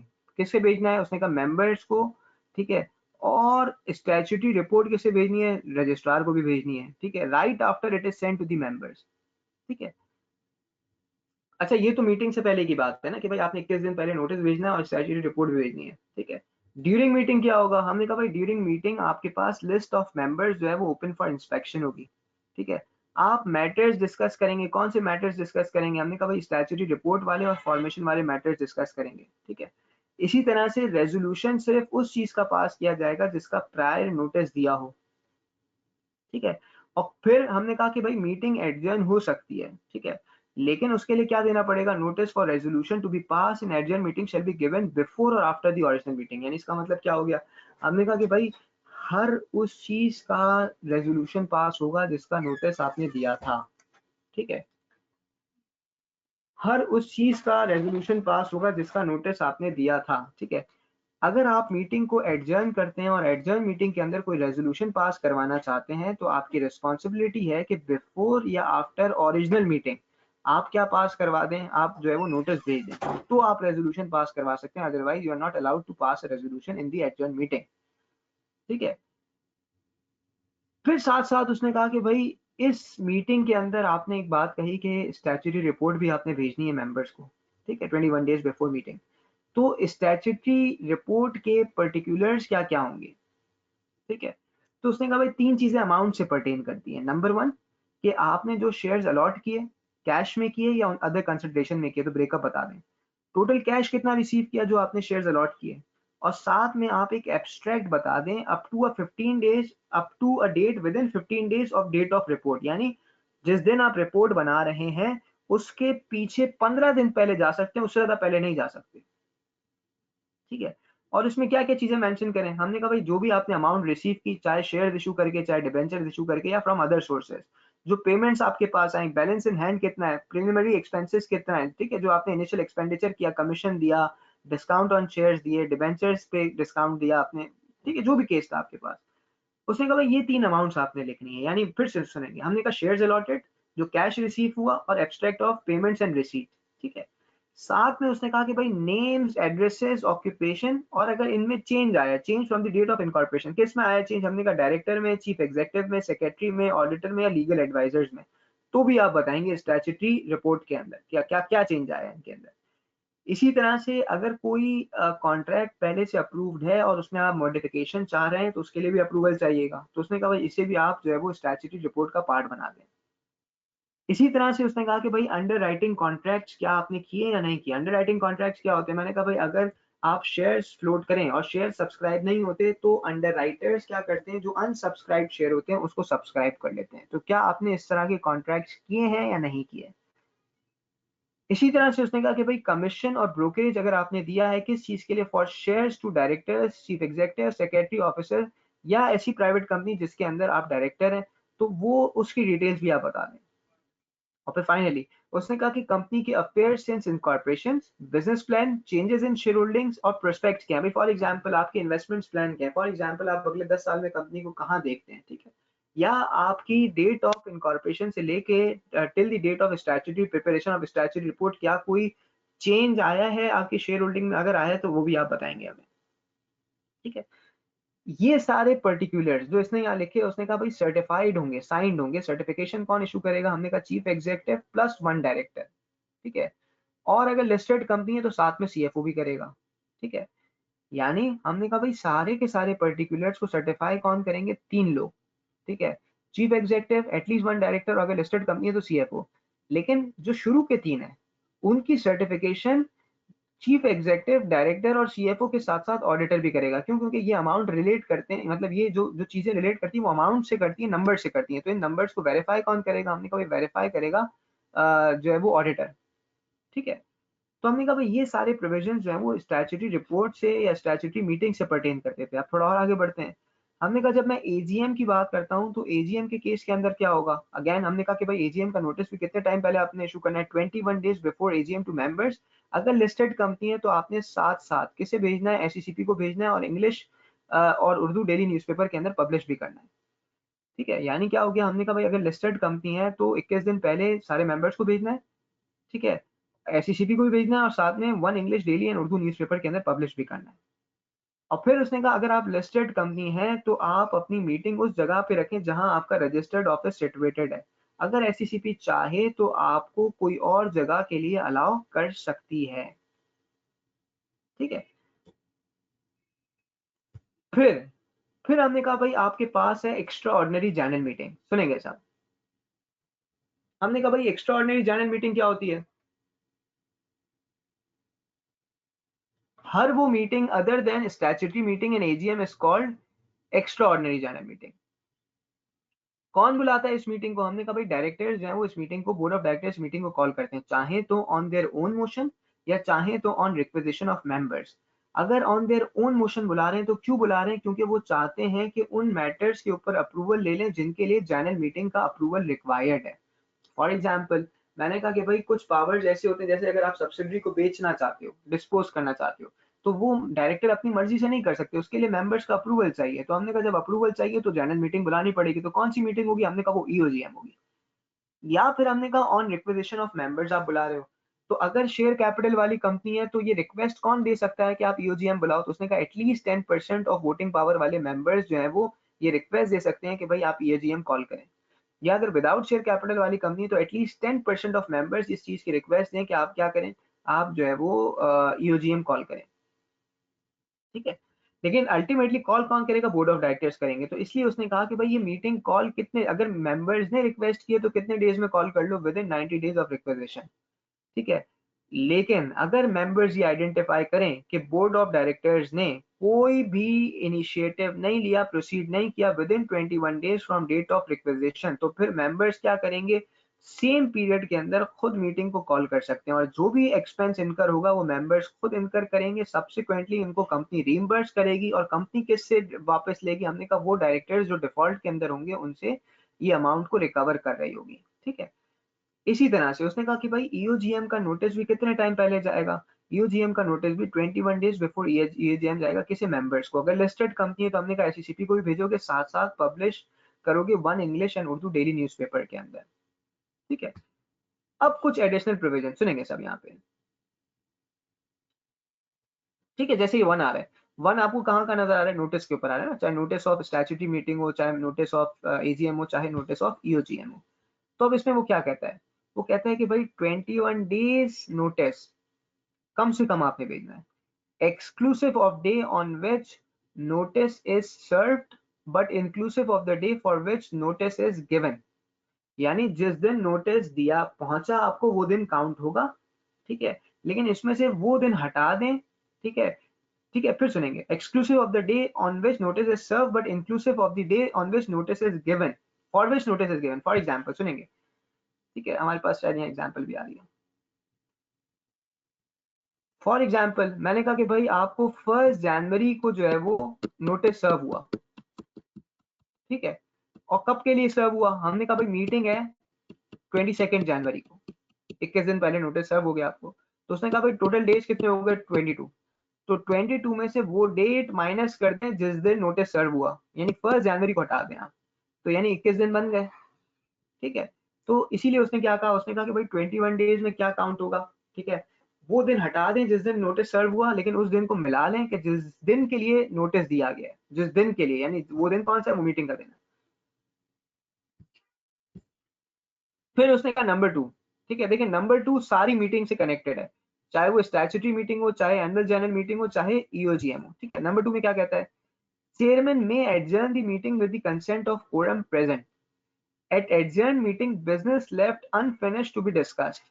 If meeting is adjourned for 15 days or more, notice like original meeting is given। Again हमने कहा कि भाई ये चेयरमैन का डिस्क्रिप्शन है कि वो चाहे तो मीटिंग को एडजर्न कर सकता है, ठीक है। और एडजर्न मीटिंग कोई ओरिजिनल मीटिंग नहीं है, उसमें वही चीज डिस्कस होगी जो पिछली मीटिंग में डिस्कस नहीं हो सकी। और अगर ओरिजिनल और एडजर्न मीटिंग के अंदर 15 दिन या उससे ज्यादा का गैप आ जाता है तो फिर एक फ्रेश नोटिस इशू किया जाएगा एडजर्न मीटिंग के लिए भी, उसी तरह से जिस तरह से आपने ओरिजिनल मीटिंग के लिए नोटिस इशू किया था। और फिर लास्ट लास्ट पॉइंट, उसने कहा भाई अगर EOGM directors on their own motion call करते हैं तो क्या होगा, if at any time there are not within Pakistan sufficient directors capable of acting to form a quorum, any director of a company may call an EOGM in the same manner as may be called by the directors। ठीक है, उसने एक additional power दे दी कि भाई अगर इतने लोग हैं ही नहीं कि वो जो है वो मीटिंग कॉल कर सकते हैं तो फिर क्या होगा। उसने कहा जो भी डायरेक्टर्स पाकिस्तान में प्रेजेंट है उनको आप सफिशिएंट काउंट कर लोगे और मीटिंग को बुला सकते हो, ईओजीएम को बुला सकते हो। सब मेरे साथ हैं यहाँ तक।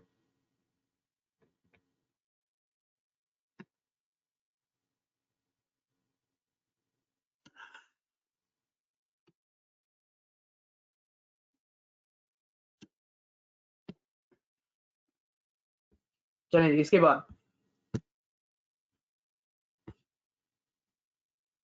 इसके बाद आपके पास है power of court to declare the proceedings of general meeting invalid, ठीक है। अगेन हमने कहा कि भाई अगर आप मीटिंग से सेटिस्फाइड नहीं है, क्यों सेटिस्फाइड नहीं है, क्योंकि आप समझते हैं कि मटेरियल डिफेक्ट्स हैं, ओमिशन इन नोटिस है, या इरेगुलरिटी इन प्रोसीडिंग्स, आपको सुना नहीं किया, आपको नोटिस सर्व नहीं किया गया, या इसके अलावा कोई और डिफेक्ट है, तो एटलीस्ट 10% ऑफ वोटिंग पावर वाले मेंबर्स क्या कर सकते हैं, with in 30 days of meeting court के पास जा सकते हैं। कोर्ट इन रीजंस को वेरीफाई करेगा और फिर क्या करेगा, या तो पूरी की पूरी मीटिंग को इनवैलिड कर देगा या उसका पार्ट ऑफ इट जो है वो इनवैलिड करके कहेगा कि भाई आप एक फ्रेश मीटिंग जो है वो होल्ड करें, ठीक है। ये कोर्ट का पावर है। अच्छा भाई इसी तरह से एससीसीपी के पास भी पावर है, किस चीज का, कि वो मीटिंग बुलाए, ठीक है। कब? कि जब आपने डिफॉल्ट किया इन होल्डिंग स्टैट्यूटरी एजीएम और ईओजीएम, ठीक है, तो फिर एससीसीबी के पास पावर है, वो चाहे तो खुद भी बुला सकती है, ऑन देयर ओन मोशन भी बुला सकती है, या फिर ऑन एप्लीकेशन ऑफ डायरेक्टर और मेंबर ऑफ कंपनी बुला सकती है, ठीक है। अच्छा, एससीसीबी क्या करेगी? डायरेक्ट करेगी किस चीज के लिए? कि भाई आप मीटिंग कॉल करें। और फिर उसने कहा कि भाई मीटिंग कॉल कहाँ करें, ये भी बता सकती है, भाई फॉर एग्जांपल मेरियट में कर लें, फॉर एग्जांपल इस जगह कर लें, जो भी डायरेक्शन है वो दे सकती है।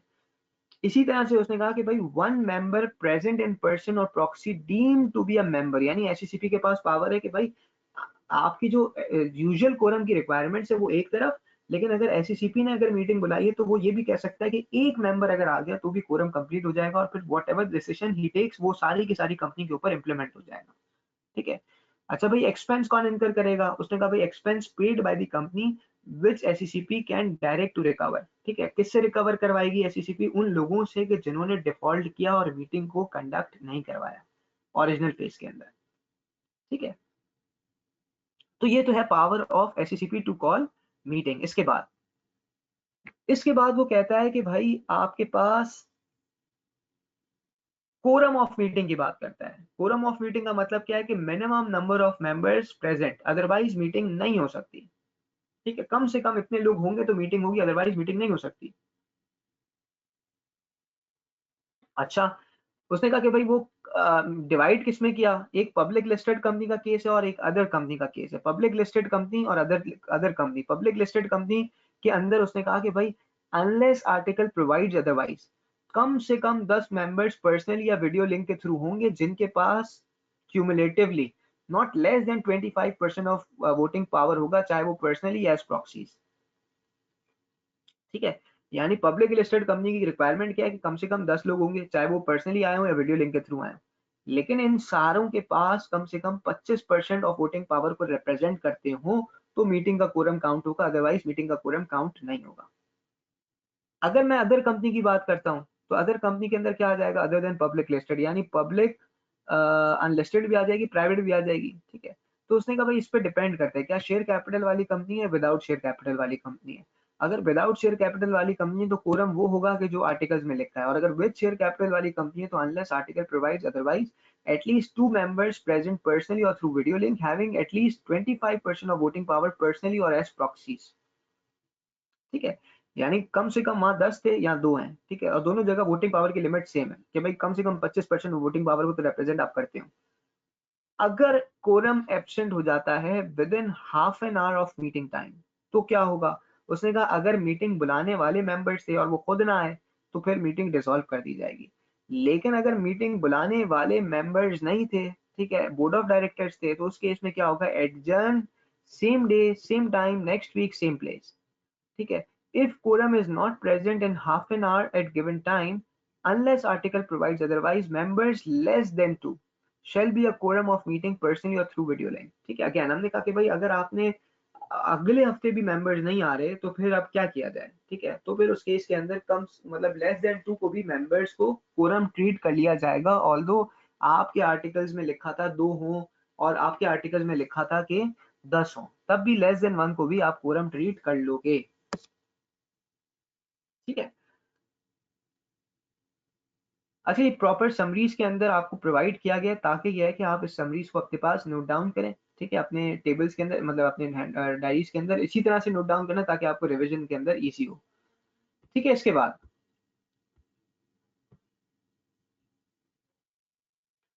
अच्छा भाई, आपको कहता है provision as to meetings and votes, ठीक है। उसने कहा भाई नोटिस ऑफ जनरल मीटिंग पे क्या क्या चीजें आएंगी? तो सबसे पहले मीटिंग किस जगह होगी, ठीक है, कब होगी, कितने बजे होगी, और इसी तरह से एजेंडा क्या होगा, ठीक है। और अगर लिस्टेड कंपनी है तो आप क्या प्रोवाइड कर सकते हैं? Members residing in a city can demand video link facility if 10% और मोर पेड अप कैपिटल हो, ठीक है। तो उसने कहा भाई आप क्या कर सकते हैं? आप जो है वो वीडियो लिंक फैसिलिटी डिमांड कर सकते हैं, ठीक है। क्लॉज 24 ऑफ टेबल ए के अंदर क्या लिखा हुआ है? अगर आप लिस्टेड कंपनी है तो मेंबर्स डिमांड कब कर सकते हैं? एटलीस्ट 7 days बिफोर मीटिंग, यानी 10% वोटिंग पावर भी होना चाहिए और 7 दिन पहले भी आप बोलेंगे तो मिलेगा, वरना उसके बाद नहीं मिलेगा।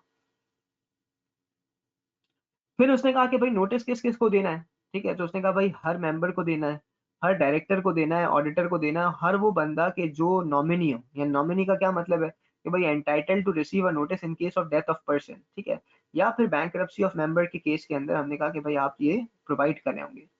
अगर एक्सीडेंटल ओमिशन हो जाए या नॉन रिसीड हो तो इसका मतलब ये नहीं है भाई, फॉर एग्जांपल अरसलान ये कहते हैं कि जो है वो मतलब ये एहसन साहब ये कहते हैं कि भाई मुझे जो है नोटिस नहीं मिला, ठीक है, तो फिर उस केस के अंदर मीटिंग की प्रोसीडिंग्स इनवैलिडेट नहीं हो जाएगी, यानी इनवैलिड नहीं हो जाएगी। क्यों? क्योंकि आपको नोटिस नहीं मिला। भाई एक्सीडेंटल ओमिशन भी तो हो सकता है, हमने भेजा आपको रिसीव नहीं हुआ, ठीक है।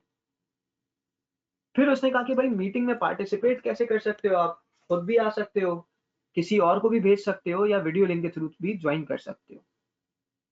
फिर उसने ये कहा कि भाई स्पेशल बिजनेस फॉर एजीएम क्या होगा, तो उसने कहा भाई हर वो बिजनेस जो फॉलोइंग बिजनेसेस में फॉल ना करता हो वो एजीएम के लिए स्पेशल बिजनेस है। यानी अब जो हम बिजनेसेस की बात कर रहे हैं वो एजीएम के लिए ऑर्डिनरी बिजनेस है, इनके अलावा जो बिजनेस होगा वो स्पेशल बिजनेस होगा, ठीक है। Number one, consideration of financial statements और reports of board of directors and auditors, ठीक है। अगर डायरेक्टर रिपोर्ट है या ऑडिटर की जो रिपोर्ट है एक्सटर्नल ऑडिट की, वो आपने क्या करना है, उसको एजीएम में कंसिडर करना है, ये ऑर्डिनरी बिजनेस है एजीएम के लिए। डिक्लेरेशन ऑफ डिविडेंड करना, ये भी ऑर्डिनरी बिजनेस है। अगर election and appointment of directors की बात करें, हमने कहा भाई ये भी ऑर्डिनरी बिजनेस है एजीएम के लिए, तो रूटीन का मैटर है एजीएम का। या फिर appointment and remuneration of auditors की बात करें, अगेन हमने कहा ये भी ऑर्डिनरी है। तो फिर स्पेशल क्या है, उसने कहा भाई इन सारी चीजों के अलावा अगर कोई चीज डिस्कस की जाती है तो वो स्पेशल बिजनेस होगा for the purposes of AGM. For example, अगर आपने कोई कॉन्ट्रैक्ट अप्रूव करवाना है, अगर फॉर एग्जांपल आपने कोई रेजोल्यूशन पास करवाना है, तो ये सारी चीजें क्या हो जाएंगी, ये फिर उसके लिए स्पेशल बिजनेस कंसिडर हो जाएंगी एजीएम के लिए। लेकिन उसने कहा कि भाई नोटिस ऑफ एजीएम के अंदर क्या क्या चीजें हैं, ठीक है, यानी नोटिस ऑफ स्पेशल बिजनेस की जब मैं बात करता हूँ जो एजीएम के लिए इशू किया जा रहा है उसमें क्या चीजें आएंगी। उसने कहा आप दो चीजें बताएंगे। नंबर वन कि उसके मटेरियल फैक्ट्स क्या है, ठीक है, और nature and extent of every director. भाई फॉर एग्जांपल अगर आपने कोई कॉन्ट्रैक्ट अप्रूव करवाना है तो आप बताएं कि भाई मटेरियल फैक्ट्स क्या है, कॉन्ट्रैक्ट किस चीज का है, क्यों करवाना चाह रहे हैं, क्या इसमें किसी डायरेक्टर का कोई इंटरेस्ट तो नहीं है, ठीक है। तो और इसी तरह से इसमें आप एक और चीज लिखेंगे कि वो जगह और कितने बजे आके इस कॉन्ट्रैक्ट को रिव्यू किया जा सकता है, क्योंकि देखें एजीएम या मीटिंग है डिसीजन का टाइम, सोचने का टाइम नहीं है। सोचने का टाइम था इससे पहले, इसीलिए नोटिस दिया जा रहा है। तो उसने कहा भाई क्योंकि कॉन्ट्रैक्ट या कोई ऐसी चीज अग्रीमेंट अप्रूव करवाना चाहते हो तो ये तो बता दो कि इसको इससे पहले कहाँ आके रिव्यू कर लें हम, ठीक है। फिर उसने एक और बात कही, उसने कहा कि भाई सुनेंगे सब, प्रिजाइडिंग द मीटिंग, ठीक है, मीटिंग को कौन प्रिजाइड करेगा। उसने कहा भाई हमेशा chairman of board of directors जो है वो मीटिंग को प्रिजाइड करेगा। अच्छा भाई, कब ऐसा होगा कि बोर्ड ऑफ डायरेक्टर प्रिजाइड ना करे बल्कि किसी एक डायरेक्टर को इलेक्ट कर लिया जाए कि वो मीटिंग को प्रिजाइड करे। मीटिंग को प्रिजाइड करने का क्या मतलब, मीटिंग को चेयर करना। कौन उसको कंडक्ट करेगा? तो उसने कहा ये तब हो सकता है जब चेयरमैन ना हो, या चेयरमैन जो है वो प्रिजाइड ना करना चाह रहा हो, या चेयरमैन हो लेकिन मीटिंग स्टार्ट होने के 15 मिनट के अंदर अंदर वो मीटिंग के अंदर ना पहुंचे। तो उसने कहा फिर चेयरमैन नहीं बनेगा, फिर कोई भी और डायरेक्टर जिसे इलेक्ट कर लिया जाए कि वो मीटिंग को प्रिजाइड करो, मीटिंग को प्रिजाइड कर सकता है। अच्छा भाई, कब ऐसी सिचुएशन होगी जब डायरेक्टर भी प्रिजाइड ना करे बल्कि किसी एक मेंबर को इलेक्ट कर लिया जाए कि वो प्रिजाइड करे। उसने कहा भाई दो सिचुएशन हो सकती है। Number one, no director is present, ठीक है, आया नहीं डायरेक्टर, ठीक है, या फिर unwilling to act as chairman, ठीक है, डायरेक्टर है लेकिन चेयरमैन नहीं बनना चाह रहा, तो फिर उस केस में क्या करें, किसी एक मेंबर को बना दें। और हमने कहा अगर मेंबर भी कभी नहीं आया तो फिर कब होगा, तो उसने कहा फिर मीटिंग ही नहीं होगी, क्योंकि मेंबर का आना तो जरूरी है ना मीटिंग के लिए। इसके बाद वो कहता है compliance for single member company. उसने कहा all compliances deem to be done if recorded in minutes sign by the sole member और डायरेक्टर, ठीक है। देखें सिंगल मेंबर कंपनी के अंदर अपनी दुनिया है ना, उसकी एक ही बंदा है जिसकी पूरी दुनिया है, ठीक है। वही जो है वो फॉर एग्जांपल मेंबर भी है, वही डायरेक्टर भी है, वही मीटिंग कॉल करता है, नोटिस भी देता है, नोटिस भेजता भी खुद को है, रिसीव भी खुद करता है, ठीक है, बात भी खुद करता है, सवाल भी खुद करता है, जवाब भी खुद देता है, हर चीज खुद खुद करे जा रहा है वो, ठीक है। तो उसने कहा कि भाई इससे अच्छा है कि इसको हम जो है वो सब कुछ खुद कराएं। हमने कहा भाई all compliances are deemed to be done if recorded in minutes signed by the sole member और डायरेक्टर, ठीक है। यानी इसका मतलब ये है कि आपने जो जो चीजें चेंज करवानी है, आप सोल मेंबर है, आप एक मिनट्स पास करें, उस पर साइन कर दें, इसका मतलब ये आपने सारी कंप्लाइन, अकेले अकेले बातें ना करें आप, ठीक है, अकेले अकेले सवाल जवाब ना करें, ठीक है।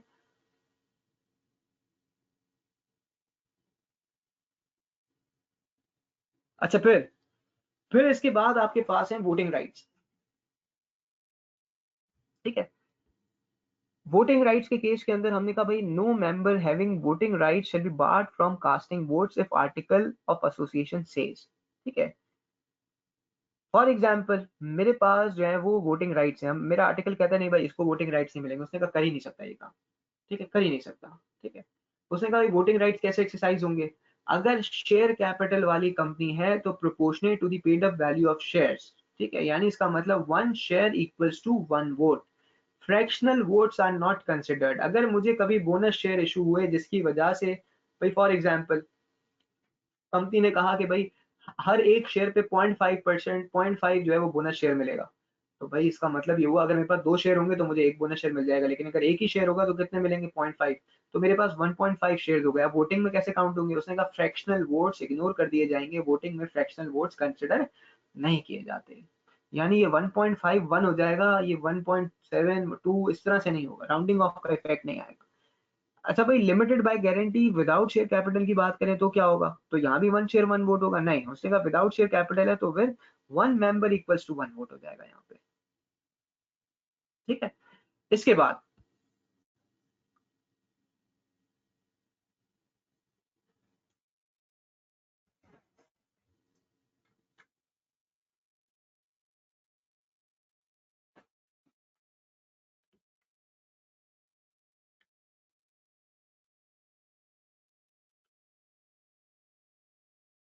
अच्छा भाई सब साथ हैं, घबरा तो नहीं रहे हैं?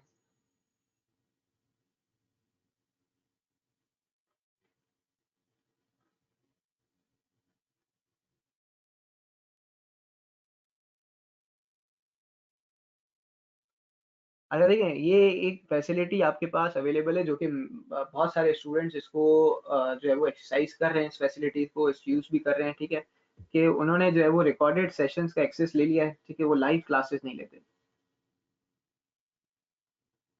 तो अगर आप में से कोई रिकॉर्डेड सेशन लेना चाहे तो वो आप ले सकता है, ठीक है। अगर आप कभी कोई फर्म में बिजी हैं या कभी कोई पढ़ने का कभी दिल नहीं चाह रहा है, ठीक है, ऐसा ना हो कि एग्जाम पे ही पढ़ने का दिल ना चाहे, ठीक है, लेकिन अगर आपकी कभी कोई क्लास मिस हो जाए, ठीक है, तो उस केस के अंदर आप रिकॉर्डेड से भी कवर कर सकते हैं, ठीक है, एनीवेज। अच्छा भाई इसके बाद मेरी कोशिश ये है कि हम आज की क्लास में मीटिंग्स को इंशाल्लाह एंड कर देंगे, ठीक है। अगर आपको कोई कंफ्यूजन है तो आप साथ साथ पूछ ले जाएं।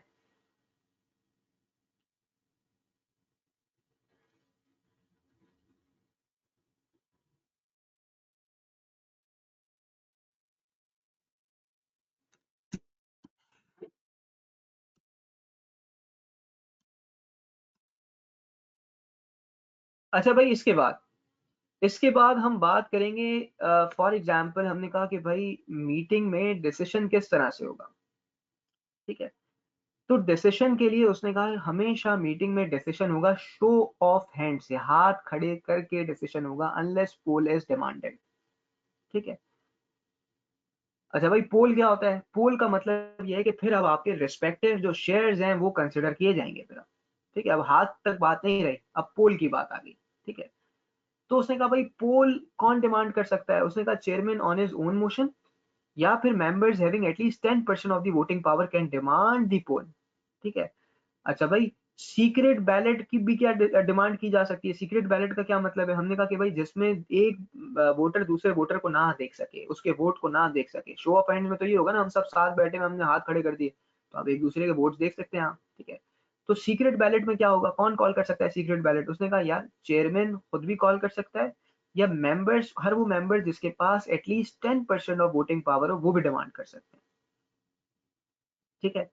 इसी तरह से उसने कहा कि भाई मेंबर्स हैविंग एटलीस्ट 10, ठीक है, तो यानी दोनों में से कोई भी, यानी इसका मतलब ये हुआ, फिर सुनेंगे, हमने कहा मीटिंग में डिसीजन कैसे होगा, शो ऑफ हैंड्स के थ्रू होगा अनलेस पोल इज डिमांडेड। पोल कौन डिमांड कर सकता है, चेयरमैन खुद या members having at least 10% of voting power. अच्छा भाई पोल सीक्रेट बैलेट के थ्रू कौन डिमांड कर सकता है, हमने कहा चेयरमैन खुद या members having at least 10% of the voting power, ठीक है। फिर उसने कहा कि भाई पोल लेने का टाइम क्या है, उसने कहा भाई दो सिचुएशन हो सकती हैं, एक सिचुएशन ये है कि जो आपने पोल जैसे ही डिमांड किया गया फौरन लेना है, फोर्थ इमीडिएटली, और एक वो है जो आप आराम से ले सकते हैं, ठीक है। उसने कहा भाई फोर्थ विथ पोल कब होगा, फौरन कब करवाएंगे polling, number one election of chairman की बात हो या क्वेश्चन ऑफ एडजर्नमेंट की कि भाई अभी आज मीटिंग, जैसे आप में से एक आध बच्चे ने भी कहा कि सर आज प्लीज सर बहुत पढ़ लिया, आज क्लास जो है वो आप ऑफ कर दें, ठीक है, एडजर्न कर दें इसको नेक्स्ट सेशन के लिए। तो इसका मतलब क्या है कि भाई इस पे फोर्थ विद पोलिंग होनी चाहिए, लेकिन होगी नहीं, क्लास है क्योंकि, ठीक है। तो अच्छा, फिर इसके अलावा कोई और क्वेश्चन हो, यानी other than election of chairman या other than question of adjournment की अगर हम बात करें तो फिर डिलेड पोल होगा, ठीक है। डिलेड पोल की क्या सिचुएशन है, हमने कहा भाई डिलेड पोल किसी और क्वेश्चन पे बुलाया जा सकता है कितने डेज के अंदर, within 14 days from the date demanded.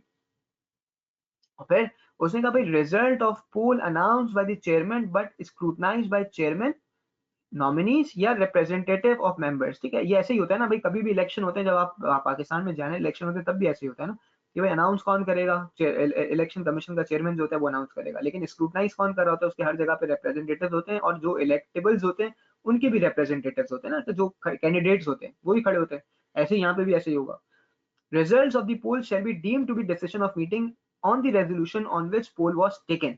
अच्छा भाई, फॉर एग्जांपल हमने कहा कि भाई आपने जो है वो अगर किसी चीज पे पोल करवाया तो इसका मतलब क्या हो गया कि रेजोल्यूशन पास हो गया, डिसीजन मेकिंग हो गई। Result of poll shall be deemed to be the decision of meeting on the resolution on which poll was taken. जिस चीज पे आप पोल करवा रहे हो उसका मतलब क्या हो गया कि भाई रेजोल्यूशन पास हो गया, डिसीजन मेकिंग हो गई, ठीक है। अब इसी से कनेक्टेड कुछ प्रोविजंस हैं जो टेबल ए के अंदर जो आपके बाय लॉज हैं, मैं बताता हूँ, एसन एसन मैं बताता हूँ कि डिफरेंस क्या है। बहुत अच्छा क्वेश्चन है आपका, मैं डिफरेंस समझाता हूँ आपको। एक मिनट रुक जाए प्लीज।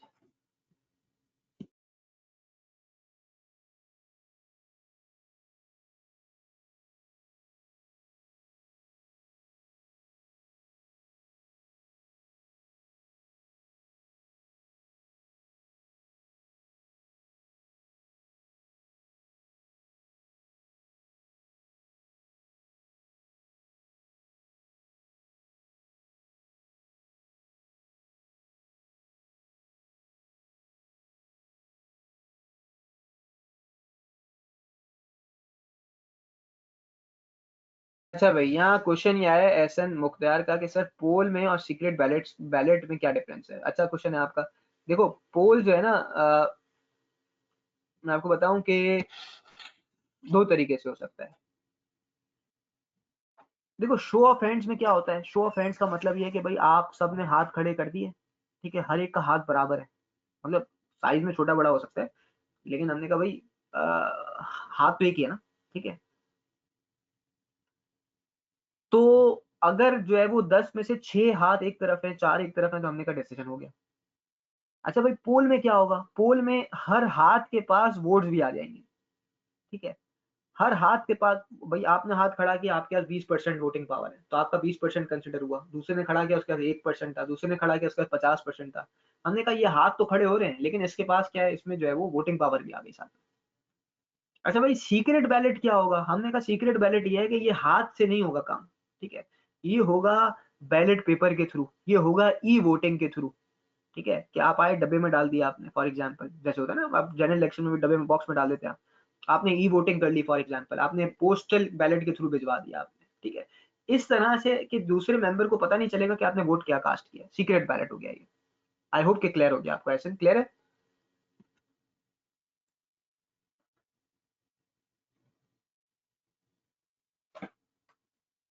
चलें आगे बढ़ते हैं। अच्छा भाई, अच्छा भाई इसके आज की क्लास के बाद जो है ना, नेक्स्ट क्लास में बड़ी इंपॉर्टेंट क्लास है, ठीक है। हम रेगुलेशन स्टार्ट करेंगे, पोस्टल बैलेट रेगुलेशन, ठीक है। अ, जो इस मीटिंग का ही एक पार्ट है, ठीक है, रेगुलेशंस हैं उसको हम डिस्कस करेंगे। तो जो मतलब अभी जो मुझे रिकॉर्डेड में भी सुनेंगे, मैं उनसे रिक्वेस्ट करूंगा कि या जो आपके फ्रेंड्स जो है वो आज की क्लास में, क्योंकि सुबह की क्लास नहीं अटेंड कर सके, तो उनको भी बता दें कि भाई नेक्स्ट क्लास में पोस्टल बैलेट के रेगुलेशंस के जो है वो डिस्कशन होनी है, ठीक है। तो आ जाए, ठीक है, ताकि ये है कि अगर कोई क्वेरीज वगैरह हैं तो वो हम साथ साथ डिस्कस कर सकें। पास पेपर्स में जो है वो मल्टीपल टाइम्स जो है वो टेस्ट हुआ है। अगर आप में से किसी की दिसंबर अटेम्प्ट है तो भाई दिसंबर अटेम्प्ट में तो आता ही आता है वो, ठीक है। पिछले मतलब जो रिकॉर्ड है वो तो यही है कि दिसंबर अटेम्प्ट में आता ही है, ठीक है। अगर जून में तो मैं कुछ कह नहीं सकता, आ भी सकता है नहीं भी आ सकता, ठीक है। एनीवेज, ठीक है, और इसके बाद इंशाल्लाह हम डायरेक्टर्स कर लें और फिर हमने जो है वो कोड ऑफ कॉर्पोरेट गवर्नेंस की तरफ मूव करना है। ठीक है, जो आप समझें कि आपके पास पेपर्स में एटलीस्ट 10 मार्क्स का तो आता ही आता है। ठीक है, 8 टू 10 मार्क्स, 8 टू 12 मार्क्स का आता ही आता है। कभी ऐसी अटेम्प्ट होगी जिसमें ना आया, वरना रेगुलरली जो है वो टेस्ट हो जाता है। ठीक है, तो इसलिए मैं वो लोग जो अभी नॉन सीरियस चल रहे हैं, मुझे पता है कि बहुत सारे ऐसे स्टूडेंट्स हैं जो आपके फ्रेंड्स हैं, ठीक है, जो बिल्कुल पार्टी कर रहे हैं, चिल कर रहे हैं, वो देख रहे हैं कि भाई अभी जो है वो हम रिजल्ट तक का वेट करें, या जो लेट्स से जो अभी जिनका फाइनल का रिजल्ट आने वाला है, या वो ऐसे स्टूडेंट जो फॉर्म का वेट कर रहे हैं। ठीक है, तो उन तक भी कम्युनिकेट कर दें कि भाई इंपॉर्टेंट टॉपिक्स अगर हो जाएंगे तो फिर आपकी बारी अगले बैच में आएगी या रिकॉर्डेड सेक्शंस में आएगी। ठीक है, तो अगर आप लाइव सुनना चाहते हैं, लाइव लेना चाहते हैं, क्वेश्चन पूछना चाहते हैं, तो प्लीज आप जो है वो अटेंड कर लें, टाइम वेस्ट ना करें अपना एटलीस्ट। ठीक है, एनीवेज।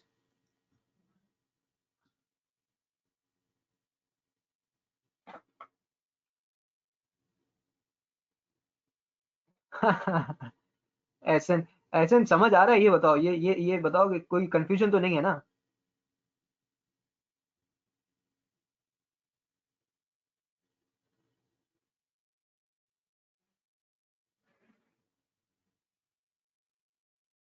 ठीक है भाई, फाइनल की डिमांड ही यही है।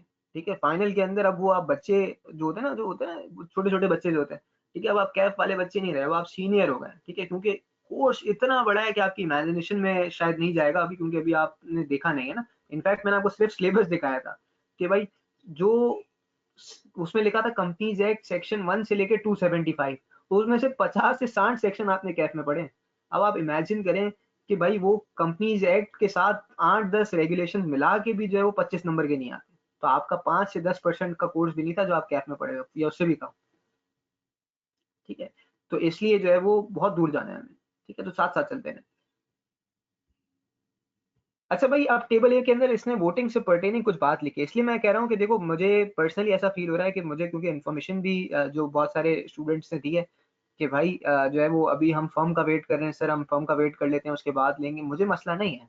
ठीक है, लेकिन ये है कि हम आगे बढ़ जाएंगे तो आपके लिए इशूज होगा, इशूज क्रिएट हो जाएंगे। ठीक है, तो इसलिए कोशिश करें कि जो आपके फ्रेंड्स अभी फॉर्म का वेट कर रहे हैं उनको बोलें कि भाई आपका टाइम आप वेस्ट ना करें, आप जो है वो एटलीस्ट क्लासेस को लेना शुरू करें, वरना फिर मसला नहीं, आप अगले बैच में उठा लें। ठीक है, ये आपकी डिस्क्रिप्शन है।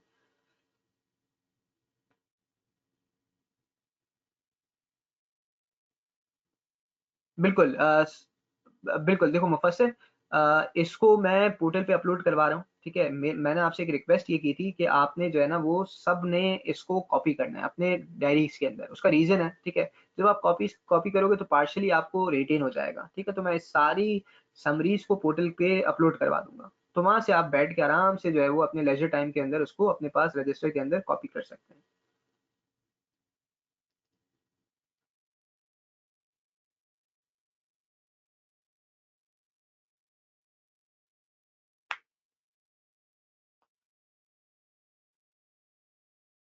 ठीक है, और अल्हम्दुलिल्लाह देखें, हाँ बिल्कुल, ये बिल्कुल सही पूछा है आपने क्वेश्चन, कि कोर्स जो है वो भाई देखें कि क्योंकि आपको मतलब जो कैफ के मेरे बच्चे बैठे हुए हैं यहाँ पे आधे से ज़्यादा, तो ठीक है, तो वो जानते हैं कि भाई हमने लॉ भी कैफ के अंदर अगर हम बात करें तो 2 मंथ्स बिफोर एग्जामिनेशन का हमारा टारगेट रहा है। ठीक है, इनफैक्ट आज भी जो मेरी लॉ की क्लास थी, ठीक है, 27 दिसंबर आज है और उनका मार्च में एग्जामिनेशन है, तो अगली क्लास उनकी लास्ट क्लास है।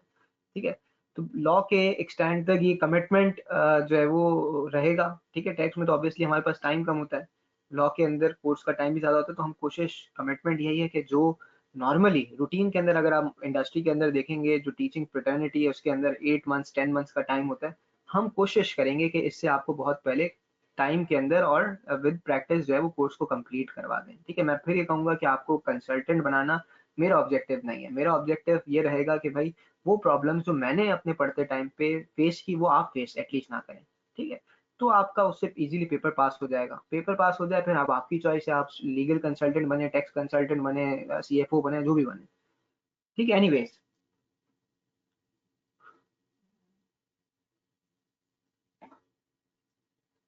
अब वो कहते हैं कि भाई क्लॉज 35 सब सुनते जाएंगे। उसने कहा भाई इफ इक्वालिटी ऑफ वोट्स पोल और शो ऑफ हैंड्स, ठीक है, फिर क्या होगा? उसने कहा चेयरमैन शेल एक्सरसाइज सेकंड और कास्टिंग वोट, भाई बराबर हो गए, शो ऑफ हैंड में 5 इधर 5 इधर हो गए फॉर एग्जाम्पल। अब क्या करें? अब उसने कहा भाई चेयरमैन अपना हाथ खड़ा करेगा, ठीक है, और डिसाइसिव वोट होगा उसका। ठीक है, सेकंड दफा डालेगा, ठीक है, या तो एक दफा फिर डाल देगा, या उसका जो है वो डिसाइसिव वोट बन जाएगा।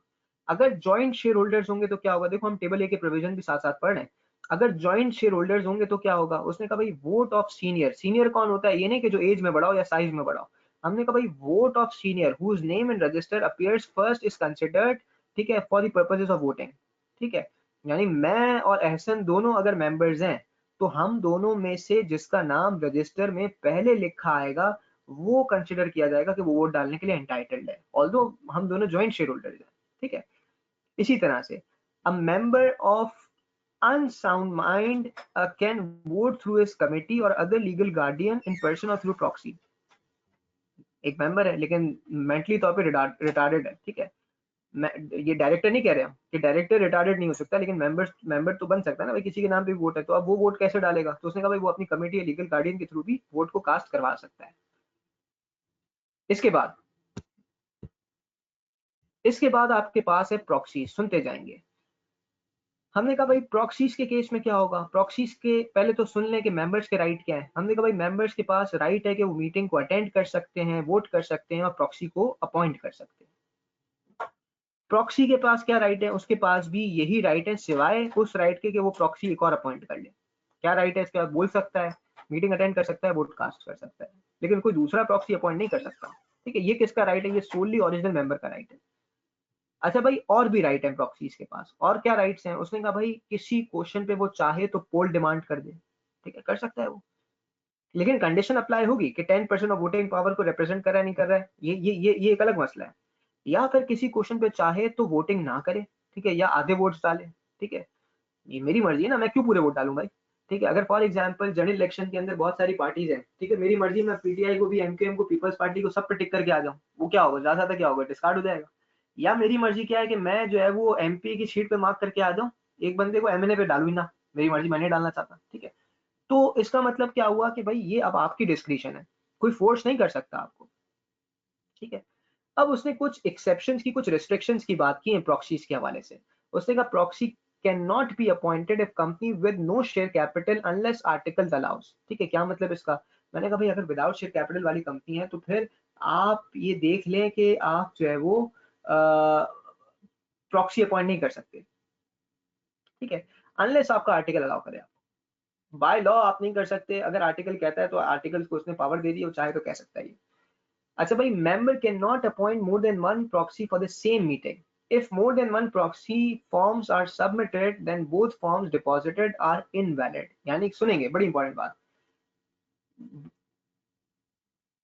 अच्छा, इसके बाद वाला पॉइंट पढ़ लेते हैं, proxy must be a member unless article allows. ठीक है, यानी एक बात तो हो गई, तय हो गई कि भाई प्रॉक्सी जो है वो हमेशा मेंबर ही रहेगा। ठीक है, और आर्टिकल भी उसको सेकंड ही करेगा कि भाई मेंबर ही होना चाहिए, बाहर वाला बंदा आके वोट कास्ट ना करे। फॉर एग्जाम्पल, मैंने कहा भाई आपकी क्लास में 7-8 बच्चे बैठे हुए, ठीक है, अगर आप में से कोई बच्चा नहीं आता तो वो क्या कहेगा दूसरे से, यार मेरे लिए भी नोटिंग कर लेना आज जो पढ़ाया वो। ठीक है, फॉर एग्जाम्पल हमने कहा भाई आपकी क्लास में अगर 7-8 बच्चे बैठे हुए, 50 बच्चे बैठे हैं, 100 बच्चे बैठे हैं, 200 बच्चे बैठे हैं, हमने कहा भाई फॉर एग्जाम्पल अगर आपके पास जितने भी स्टूडेंट्स हैं, ठीक है,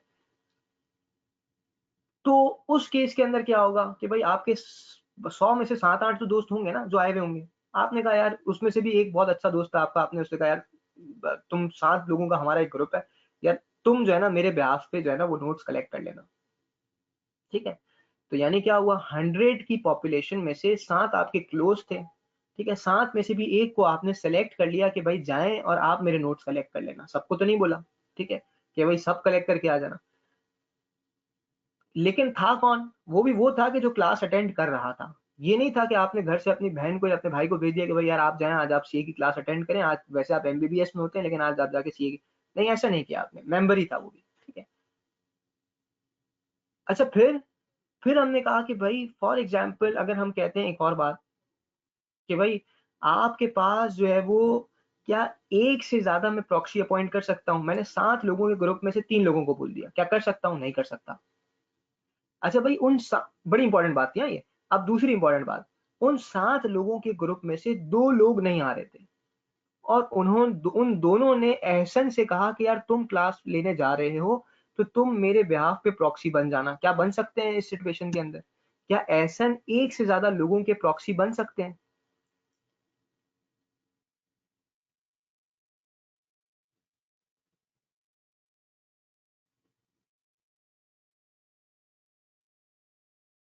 अच्छा भाई, कुछ कह रहे हैं, आधे कह रहे हैं बन सकते हैं, आधे कह रहे हैं भाई क्यों बन सकते हैं, क्यों नहीं बन सकते।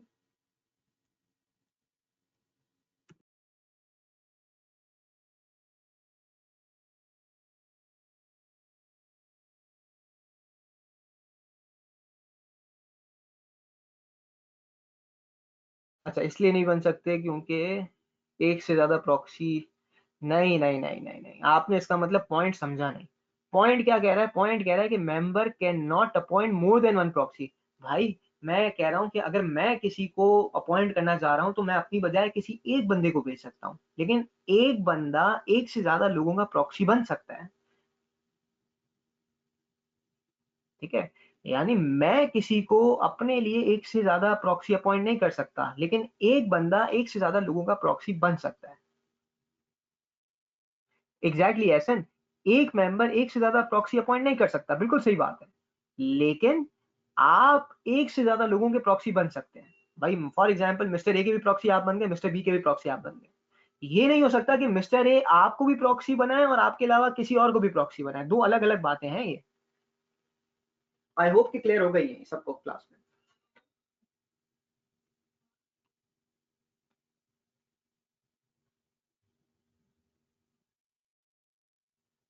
ठीक है। अच्छा, इसके बाद जो है वो क्लियर है मेरे साथ, तो भाई सब यहाँ तक।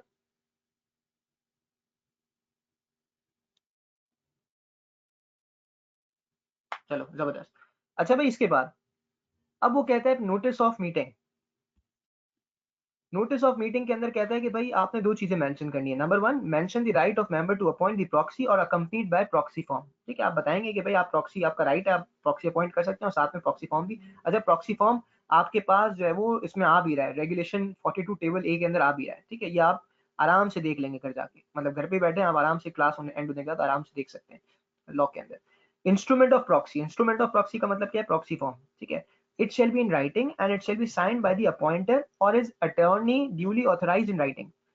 ठीक है, यानी अगर मैं इंडिविजुअल हूं तो या तो मैं खुद साइन कर दूं या मैं अपने लॉयर से कहूं कि वो साइन कर दे। या अगर कंपनी है, कंपनी प्रॉक्सी अपॉइंट करना चाह रही है तो क्या करेगी कंपनी, कंपनी जो है कंपनी का ऑफिसर साइन करेगा या कंपनी का अटॉर्नी साइन करके देगा कि भाई इस बंदे को मैंने ऑथराइज किया है कि ये कंपनी का प्रॉक्सी बन गया।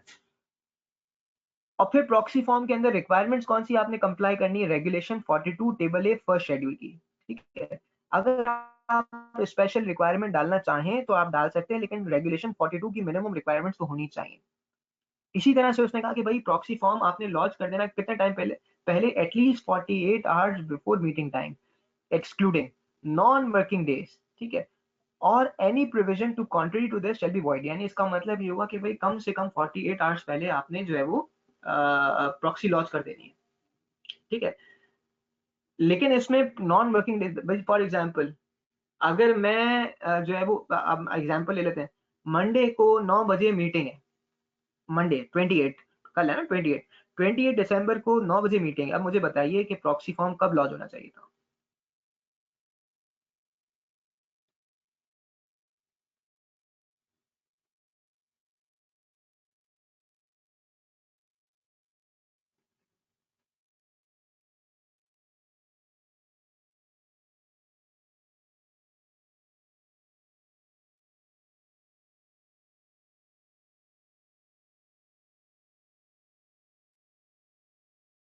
बताइए बताइए।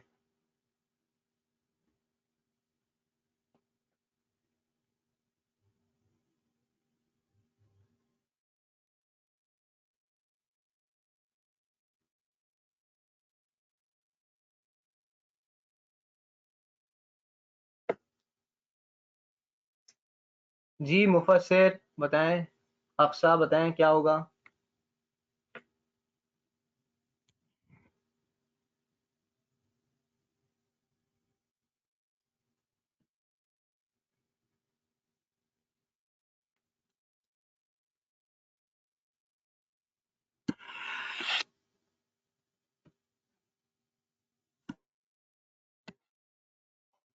ठीक है, बिल्कुल।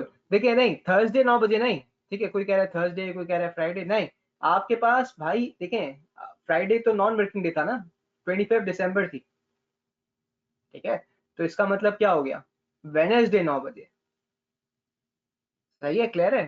ठीक है, जिन जिन लोगों ने थर्सडे कहा है भाई वो थर्सडे नहीं होगा, वो क्या होगा, वेडनेसडे होगा ना, क्योंकि फ्राइडे तो वैसे ही ऑफ था।